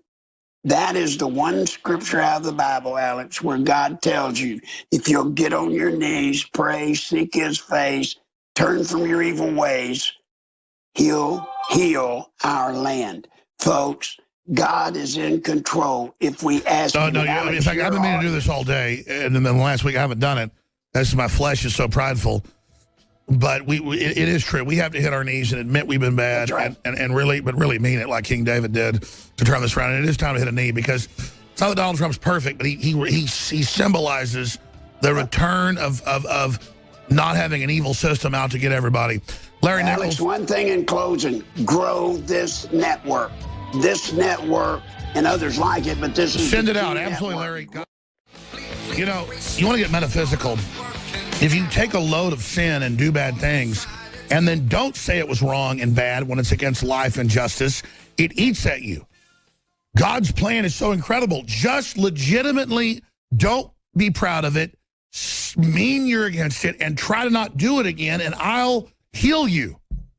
I'll give you a whole new lease. No, I want to keep all my sins, and I want to feel, good about them, and I want to carry them out. If you hold on to a sin, it becomes something that takes you over. If you've paid for abortions because you were lied to or didn't know what was happening, God's not going to judge you as long as you admit, I shouldn't have done that for birth control. I was told, I was lied, I was deceived. I forgive myself. I forgive, what I did, and may the baby please forgive me, and will God forgive me, and just frees you. But if not, it becomes a human sacrifice. Not when you did it, but later when you learn about it and your heart's touched by the Holy Spirit and you don't do anything about it, then you're committed to that evil. And look, I'm somebody who am purely honest, and I've paid for quite a few abortions. Where my dad, I was like 16, and I was scrounging around trying to get money and stuff, and he's like, son, you need to find a woman to get married if you want to, but you need to stop killing my grandkids. I'll never forget that. I was 16. He's there looking at me and already paid for like 5 abortions. He said, I want you to stop killing my grandkids. And after that, I promised myself I would never do that again. And then I got a woman pregnant, got married, and had kids. It's been wonderful. They teach you it's so horrible to have kids. It's the greatest blessing ever, ladies and gentlemen. And I have killed my children. I love God. I know God forgives me. I love God. Not proud of it. And it was like, oh, it's just a blob of tissue. Oh, I lied to myself at the time, whatever. What are you going to do when you're 14, 15, 16? And, the girls wanted to do it themselves so I could, pass on the blame and say it was their fault, but it was my fault.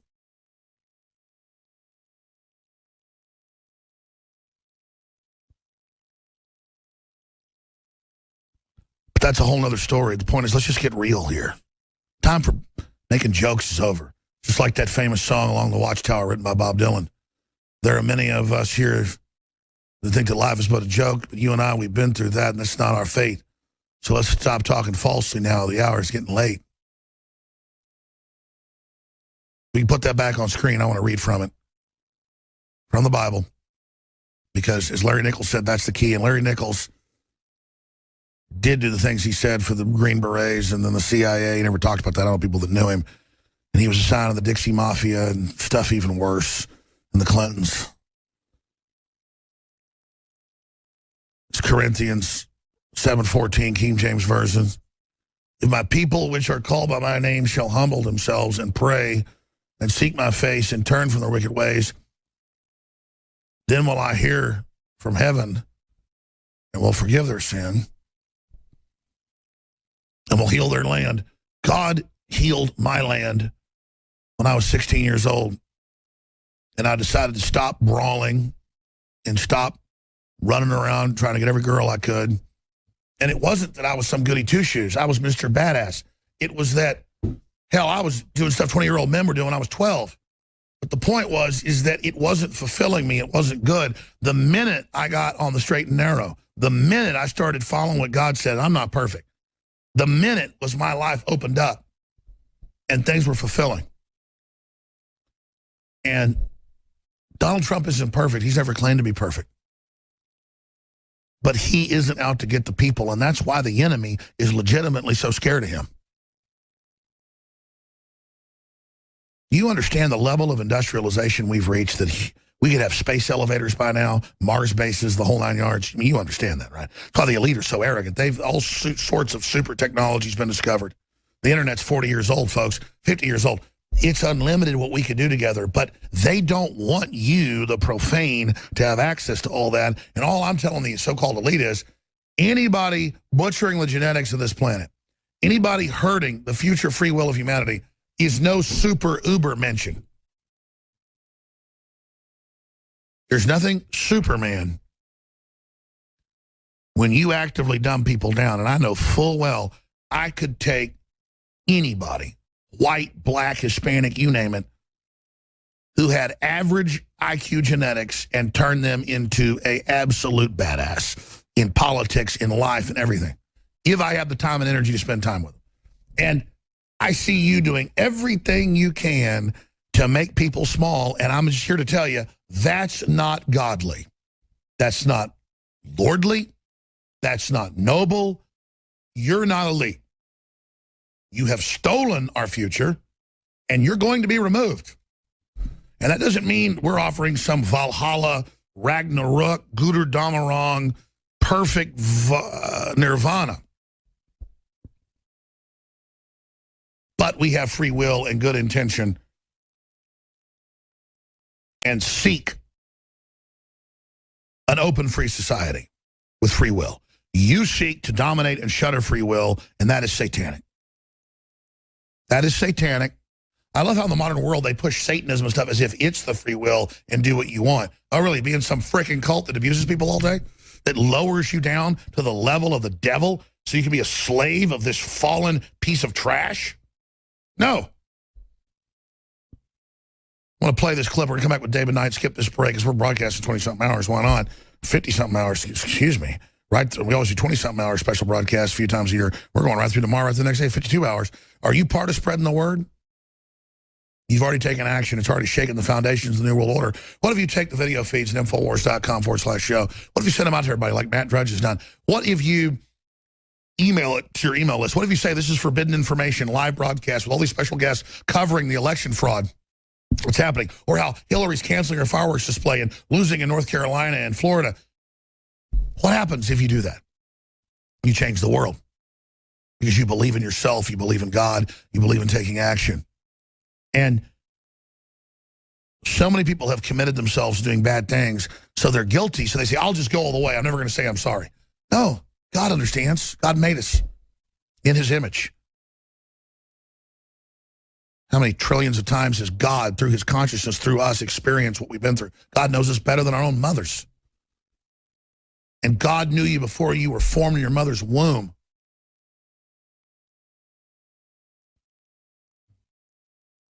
Some will ask, why would God love people like King David or the prodigal son that comes back with all these bad things and prepare the big feast? The older son says, why are you doing this for him? I was always faithful. I was always here. I didn't do anything wrong. The father looks at him and says, he's back. He's not destroyed. I don't need to do that for you. You never even went down that path. Imagine how much I love you. But it's a celebration of pulling humanity back from the edge of doom, out of the devil's jaws. That's a celebration. Those of you out there that are better than I ever was, thank God you don't need some celebration. For whatever reason, you're made of better stuff than I. But the celebration when you've been so close to the devil, to be pulled back from that, makes me thank God, and God's real. The enemy knows there's a God. That's why it wants to set itself up as God and teach you that the state is God. They traffic in the souls of men. Here's a very important piece. I don't know what to call it. It should go super viral. Put together with Trump, the latest info by Michael Zimmerman, one of our great researchers and editors here. We're going to come back. I got a few other news stories to hit. I'm going to hand the baton to Knight. And Knight is going to be going all the way until 4 o'clock today. And then we're going to have Gucciardi and Dr. Group coming in with huge news. I mean, when I saw the LA Times and the Associated Press and CNN last weekend say, we don't know why there's all these thousands of kids, one article was hundreds, it was thousands, who were suddenly paralyzed, and then we knew full well it was the vaccines. It was like a punch in the stomach. It was like, get out there and expose them. It's like I'm some goody two-shoes who had this instinct to go out and expose them. That's a normal response. I mean, I saw a lady run a red light yesterday and plow into some guy's car on the way to work. And I saw this firefighter get out of his car, his truck, go over help him, and I still had to go over because the car was on fire. And then they said, oh, we got it. They sprayed it off. And I said, yeah, I wasn't really seeing it all. I just saw her running. And they go, yeah, we got enough witnesses. You can go. But it wasn't some heroic thing to pull over and do that. It was just that if I almost drove off. I was like, oh, they got people there, but I better go over there. And again, what if the car would have stayed on fire? What if they would have needed help? I want that same help back. But I watched how people that were 3 cars ahead of me, who were right there as even more important witnesses than I, they sped off as soon as they could from that car wreck. And that's really the illustration of why we're in this crisis. So here is this report. We'll come back with David Knight. Stay with us. Ladies and gentlemen, I am officially running for President of the United States, and we are going to make our country great again. They see that the elites who ruined their lives hate Trump. The career politicians hate Trump. It's just awfully good that Donald Trump is not in charge of the law in our country. Because you'd be in jail. Trump's election is going to be the biggest you ever recorded in human history. Do you think your business background helps you with campaigning? I was doing the primaries.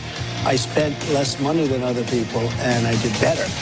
And that's what we want to do for the country. We want to spend less money and do better. I am not in the habit of supporting people who attack my wife and attack my father. Hi, this is Ted Cruz calling.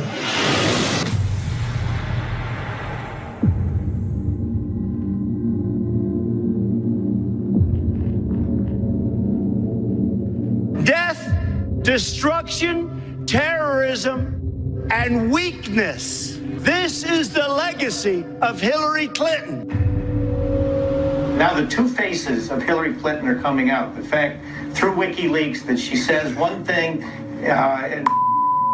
Oh, no. All right, let's see if we can get Congressman Collins back. Obviously, we just lost his satellite feed. I think the media is very dishonest. I say it all the time. I think they're among the most dishonest human beings I've ever met.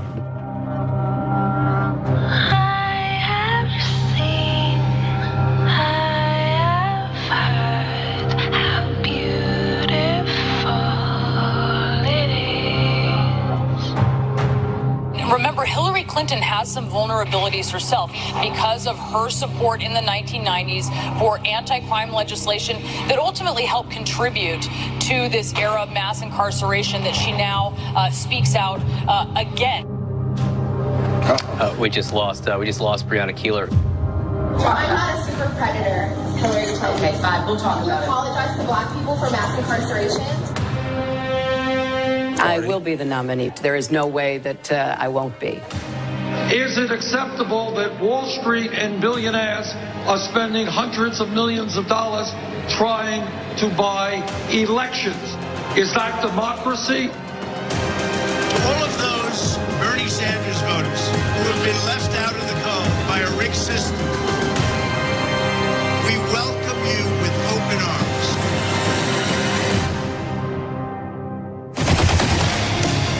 History is watching us now. It's waiting to see if we will rise to the occasion. Just win, baby. And if we will show the whole world that America is still free and independent and strong. I am with you. I will fight for you. And I will win for you. I am your voice. By the way, Michael Zimmerman's made a lot of great videos, but he ran in here during the break. He said, no, I put it in my folder. You should air it. This was put together by some great YouTuber, and that is We Are Deplorable. Ad, hashtag Drain the Swamp. And that only has 9,000 views, so everybody needs to get there. It needs to have 100 million views. We're going to put it up on Infowars.com and on our Facebook. And I would just basically say, Donald Trump, the media is our #1 enemy. I think that's what you call the video. So we will get that out on Infowars.com and PrisonPlanet.com. I don't like the one part about slapping Jeb Bush's hand, but the Bushes are really evil. We know he tore Bush all the way up. That was one of the first debates. But other than that, it's a perfect ad to counter all this. Briefly, and I'm going to hand the baton to David Knight for the next hour and 40 minutes. Then I'll be back tonight. Jesse James coming in. He's got a great firearms company. But that's not why he's coming in.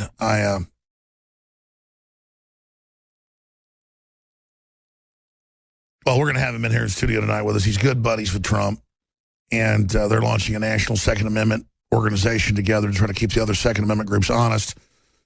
Gun owners doesn't need that, but some of the other people do, quite frankly. And we've kind of kept the NRA honest. So, that's a good thing here. We're the people. We're policing all this. We're supposed to be involved. They act like it's some evil thing for us to be involved in policing things. No, we're going to do it. It's happening. But I do just want everybody to know we're running the biggest special in our history, and this is everything. Discounted 20, 30, or 40% off at InfoWarsStore.com, and free shipping on top of it. That is unprecedented. And the little bit of profit we make on each item at that price, we need people to buy a lot of stuff. But you need storable food. You need DNA Force. You need Colloidal Silver, Silver Bullet. You need Super Male Vitality. You need Survival Shield X2. You need Living Defense and Brain Force Plus that's now in stock. You need the ProPure G2 King filter that's 30% off. InfoWarsStore.com is the main umbrella site. Again, InfoWarsLife.com takes you to the nutraceuticals, the supplements, all of that.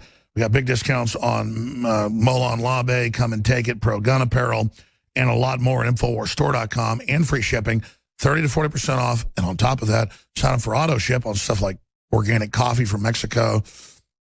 People say, why not made in America? There's no good coffee from the United States I know of, okay? Point is, it's Patriots down there in Mexico, good folks. We buy from the Chiapas Rebels. It's way better than Guatemala. It's right on the border, though. It's fantastic. Wake Up America coffee. Stuff like that's good to sign up for auto ship, the different supplements. And they've changed my life. So just check out the supplements, InfoWarsLife.com, InfoWarsStore.com, or 888-253-3139. And we'll keep the reporters we've got. We will hire more people. We will do more. We will be more aggressive. We will stand against the enemy. I don't want to sit here and ever, cry wolf without telling you what's going on. But there's obviously little bugaboos and gremlins and saboteurs and infiltrators and the rest of it that we have to deal with. But that's all part of my life. I mean, it's fun. People play video games where they're battling bad guys because it's fun to dodge them and beat them. Well, we're doing that in the real world. We're not doing a simulation here. This is a real deal. And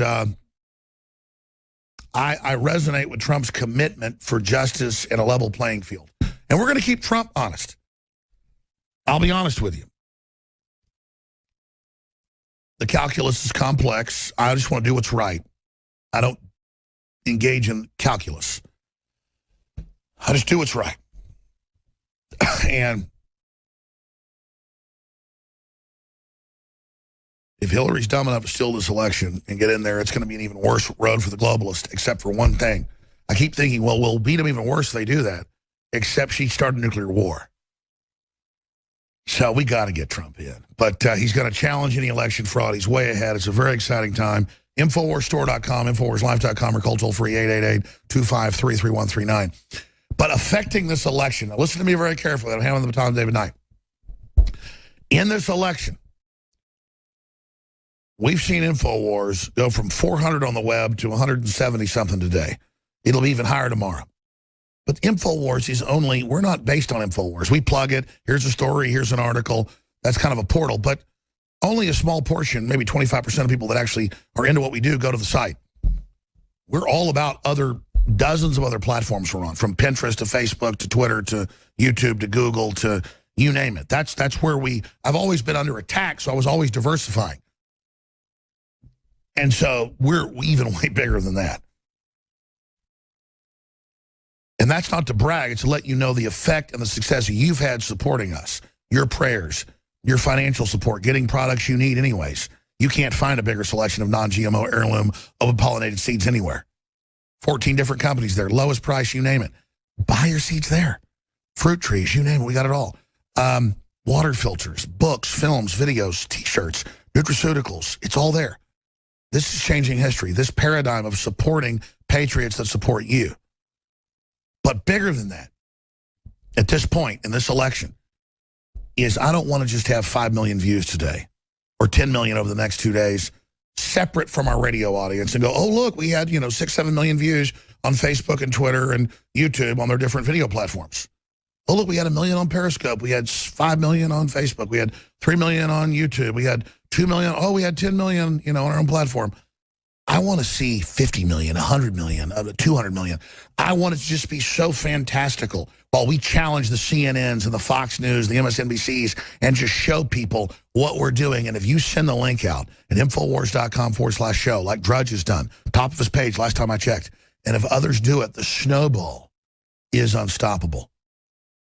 David Knight, tell us what you got coming up the next hour and a half, my friend, and then more coming up today, obviously. A lot of big breaking news. Spread the links, folks, and I'll be back tonight, 8 o'clock Central. David Knight.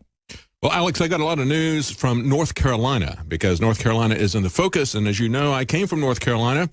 I want to talk about how this is being spun, and of course, right now, Donald Trump is in North Carolina for yet another event. This guy is everywhere. It's amazing the amount of energy that Donald Trump has, and of course, I'm going to be here for hours 4 and 5 of our 52-hour broadcast.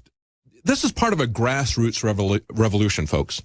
This is a grassroots revolution against the establishment. And as Alex was talking about the metrics of just the website, Infowars.com, and how that has soared, I've seen just one other metric, our YouTube channel. I've seen the number of subscribers nearly go a factor of 10 higher than it was when I joined 4 years ago. So things are starting to pull together. But, you know, when I look at this election, the thing that kept coming to mind, I used to, this time of year, every year I would read with my sons when they were younger. We would go through and we'd read The Lord of the Rings. And there's a quote from The Lord of the Rings. "The quest stands on the edge of a knife. Stray but a little, it will fail to the ruin of all. Yet hope remains while the company is true." That's our pledge to you. We will do our best to tell you what's true, no matter who it hurts, even if it hurts us. Stay with us. We'll be right back. Welcome back to the Alex Jones Show and our 52-hour live election broadcast. It has begun. We're now in hour number 4 of that 52-hour broadcast. I just asked the guys in the booth, I said, what's on special right now? Because we have to fund this operation, folks. Basically, they said pretty much everything is on massive sales. Let me just run down some of these things here.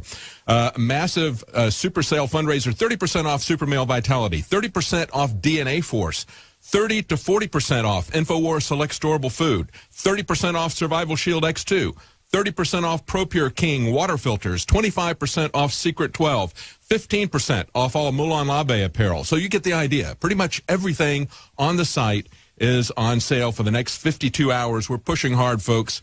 This is a very momentous time. Just as I said before we went to the break, the quest stands on the edge of a knife. And as we hobbits move along to try to throw this ring of power that has been forged by the Democrats, this one ring of crony capitalism, this massive web of corruption that is interwoven at the top, this kind of racketeering, corrupt organization that we've seen the federal government become under Hillary Clinton and her cronies. Nothing epitomizes that more than what FBI Director Comey has done. I'm going to talk about that in just a moment, but I want to focus now on, just briefly, why is it that InfoWars is ramping up exponentially, and why is it that the mainstream media has lost so much credibility? Well, we've seen this coming for a long time. You've known for a long time that they've been lying to you, that they're biased. You can see that. Anybody that watches this, that has access to the internet, that can see these people on a daily basis, catch the snippets of this, they understand that it was biased. But then we see the WikiLeaks leaks, the emails that have come out. These things, just in the last couple of days, Daily Caller points out WikiLeaks shows a Washington Post writer asked the DNC for anti-Trump research. Washington Post columnist Dana Milbank appears to have asked the Democrat National Committee to do the majority of the research for a negative column he wrote about Donald Trump in April of this year. Okay, so it's called The 10 Plagues of Donald Trump. So it's not enough that they want to be in the tank for the Democrats, in the tank for Hillary Clinton, but they actually go to them and ask them to give them talking points. Help me write my article. And, you know, when they do an interview with Hillary Clinton, they come back to Hillary Clinton and say, we'd like for you to review what we're going to say about you. Is it positive enough? Do you like the way that we quoted you in these quotes, or do you want to rearrange those quotes? In which case, they're not really quotes, are they? So we understand what the game is. Here's another one, WikiLeaks. DNC and CNN, the Democrat National Committee and CNN, the Clinton News Network, colluded on questions for Trump and for Cruz. Newly released emails from WikiLeaks suggest the Democrat National Committee colluded with CNN in devising questions in April to be asked of then Republican primary candidate Donald Trump in an upcoming interview. They did this for Wolf Blitzer. Wolf Blitzer. Remember the guy who went on and he and Jimmy Kimmel laughed about Alex Jones and the pickle joke that Jimmy Kimmel did, and we pointed out, hey, you're trying to make her look good. We understand that Jimmy Kimmel's got a comedy show, folks, but you also understand the optics that are there. Even when people know that this is a put on, that it's a gag, it still makes a difference. It's just like Saturday Night Live. You think their antics on Saturday Night Live don't have an effect? Of course they do. Of course they do. They show cartoon versions of Donald Trump and also equally cartoon versions of Hillary Clinton. So earnest, so intelligent, so organized.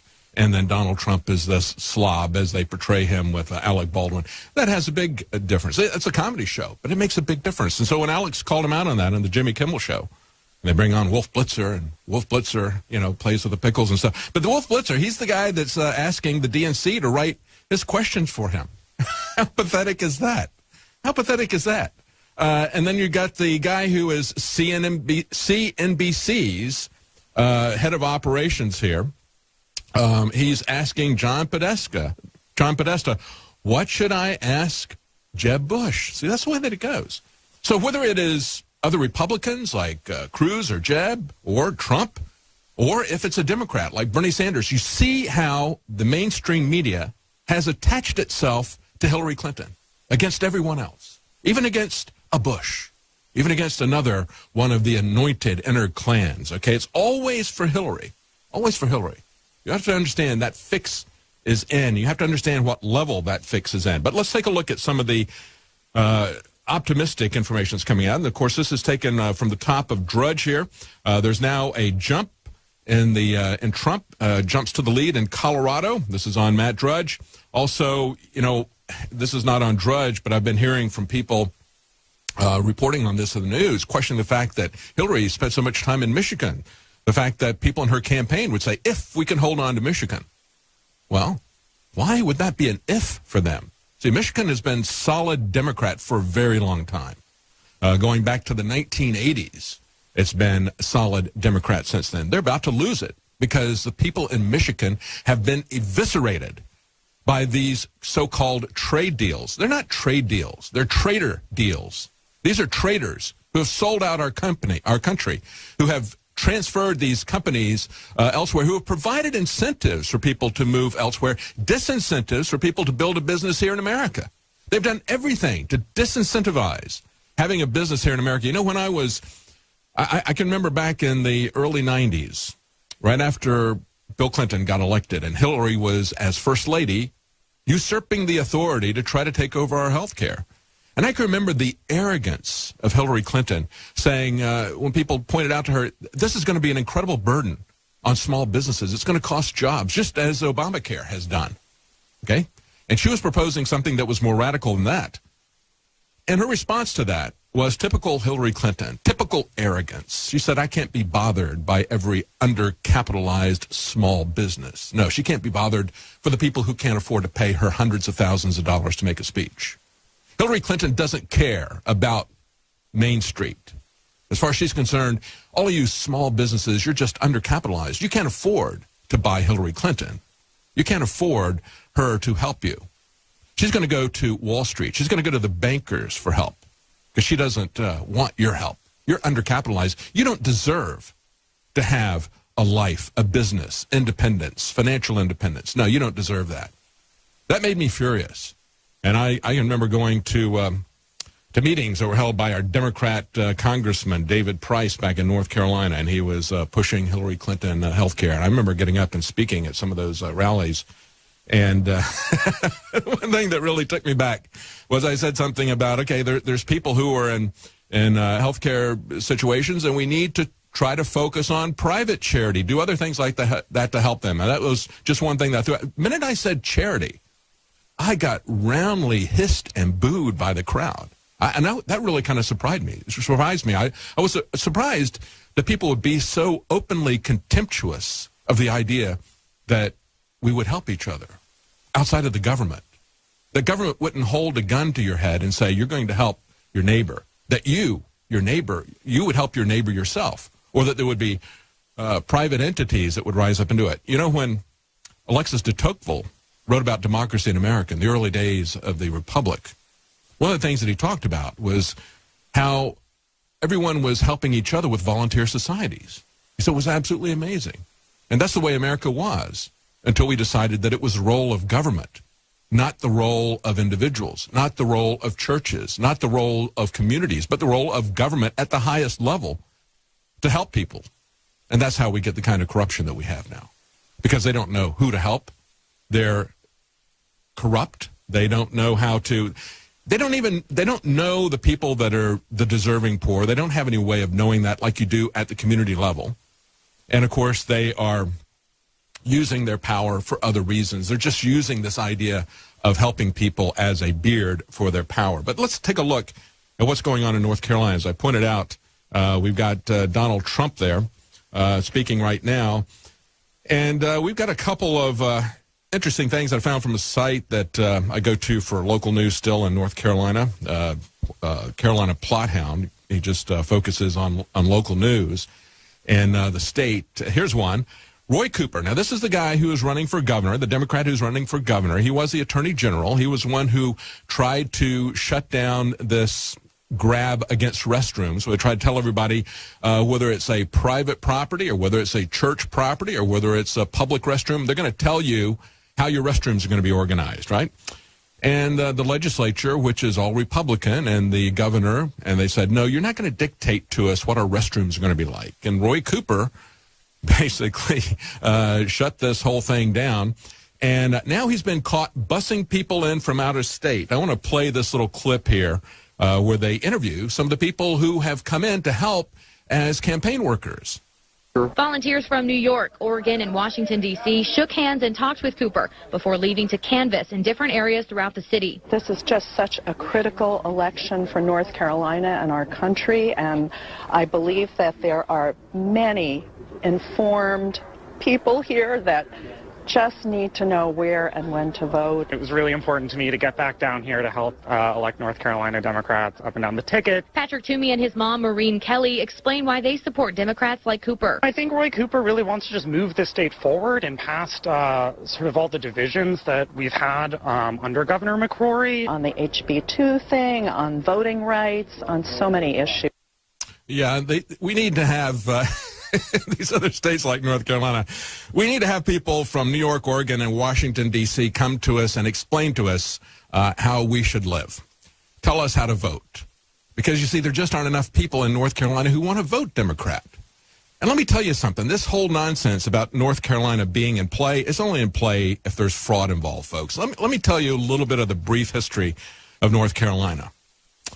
After Reconstruction, after what the Republicans did with that, it was like the rest of the South, thoroughly Democrat. It would be, once you finish, just like it was in Florida when I was growing up in Florida, the real election was a Democrat primary. Nobody really ran as a Republican because of the bad taste that Reconstruction had left in people's mouth. And so in North Carolina, they had only had, I think, one Republican governor, maybe two, since Reconstruction. When Ronald Reagan came through, it changed things a little bit. They got a couple of Republican senators, but it would go on and off. It would be a Republican, a Democrat. So it was kind of a purple state. Even Ronald Reagan couldn't overcome that for a while. And so it would go Republican, it would go Democrat. But the House and the State House, the State Senate were thoroughly Democrat. And, of course, the state legislature does the gerrymandering where they set up the congressional district. So the congressional districting was thoroughly Democrat as well. So the only chance that you had was occasionally get a Republican senator or a Republican Democrat until Obama. Remember that Obama won North Carolina in 2008, and then people saw what he did. And in 2010, they had a massive change in the state house, in the state Senate and the state legislature, and that was the point at which the Republicans took over for the first time since Reconstruction. They took over state government at the legislature level. They also elected Republican governor and got Republicans in the Senate as well. But they still pretty much had a Republican congressional delegation until the next election. So once the House took over in 2010, once the Republicans took over the House in 2010, they reversed the gerrymandering that had favored Democrats to favor them. And so pretty much Republicans have had the rule in North Carolina since Obama. So he did for Republicans in North Carolina what he did for gun ownership throughout this country. And so now they want to tell us that they're going to vote against, even Romney beat Obama in 2012. But the mainstream press that lies through its teeth wants to tell you that things are in play now for the third term of Obama, which is what Hillary Clinton is. No, it's not. As a matter of fact, the article that had that clip in it. It says, after taking millions, this is a quote from Governor McCrory's office, and of course he's a Republican running against Attorney General Roy Cooper for governor. The Republican says, after taking millions in contributions and support from out-of-state liberal groups, Roy Cooper is now turning to them to save his campaign after momentum has shifted towards Governor McCrory. They say our state needs a governor who is elected by North Carolinians, not liberal activists from Washington, D.C., New York, and Oregon. That's exactly right. Now, one other bit of news out of North Carolina. This is from the North Carolina GOP. And I thought this was interesting because they said the North Carolina GOP is going to present evidence in federal court of the NAACP and Democrat leaders using voter suppression. What is this about? This is a leader in Lee County Democrat Party calling on their supporters to bring weapons like baseball bats to polling sites. Where did we see this before? Remember, we had polling sites in Chicago where we had the new Black Panthers show up and intimidate people. You know, if you're going to show up and you're white, hey, you might be voting against Obama, so get out of here before I hit you with a baseball bat. And then, of course, Obama's attorney general says, nothing to see here. Eric Holder says, we're not going to prosecute that. No, that's nothing to worry about.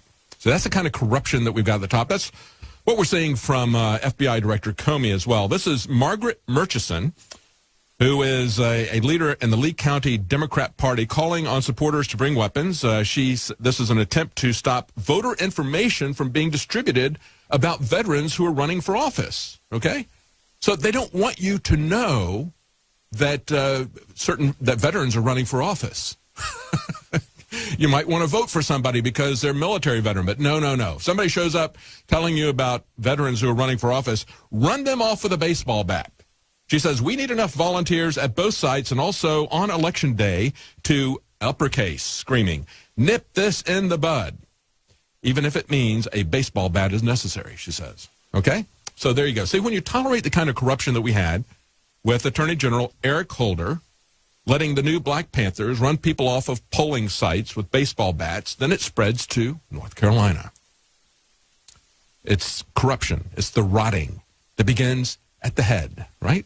The fish rots from the head down. That's what we've always seen.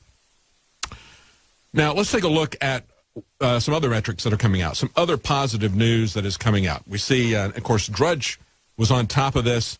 He pointed out Democrats widen their lead over GOP in Florida early votes. This is from Politico, and they talk about how Florida Democrats increased their lead over Republicans in casting pre-election day ballots to nearly 33,000 as of Sunday morning, rather.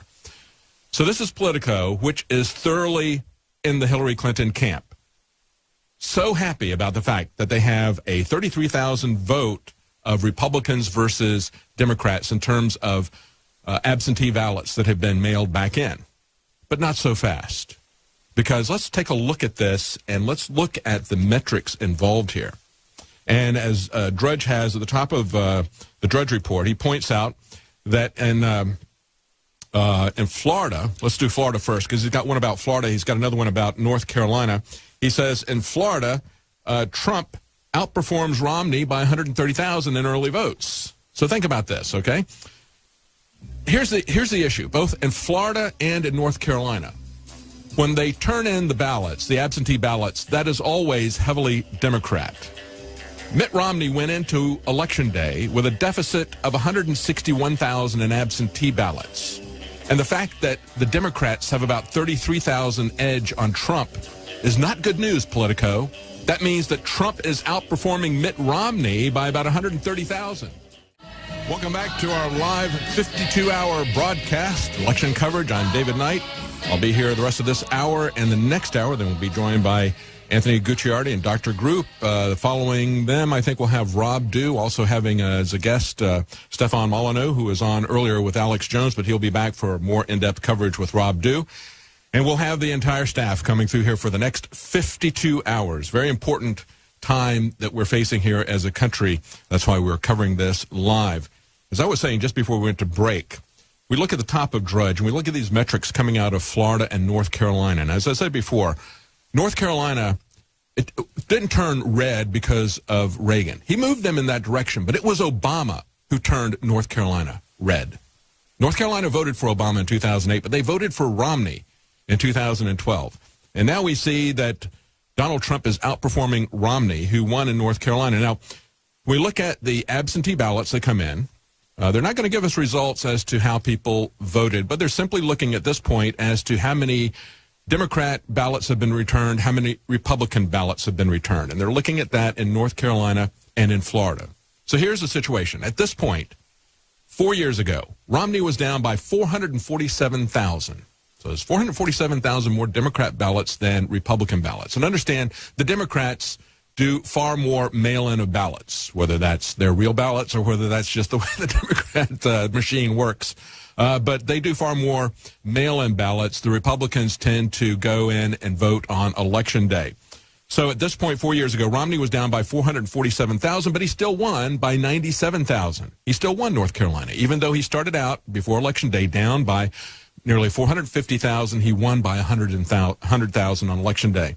Trump now is only down 305,000. In other words, he's outperforming where Romney was 4 years ago by 142,000.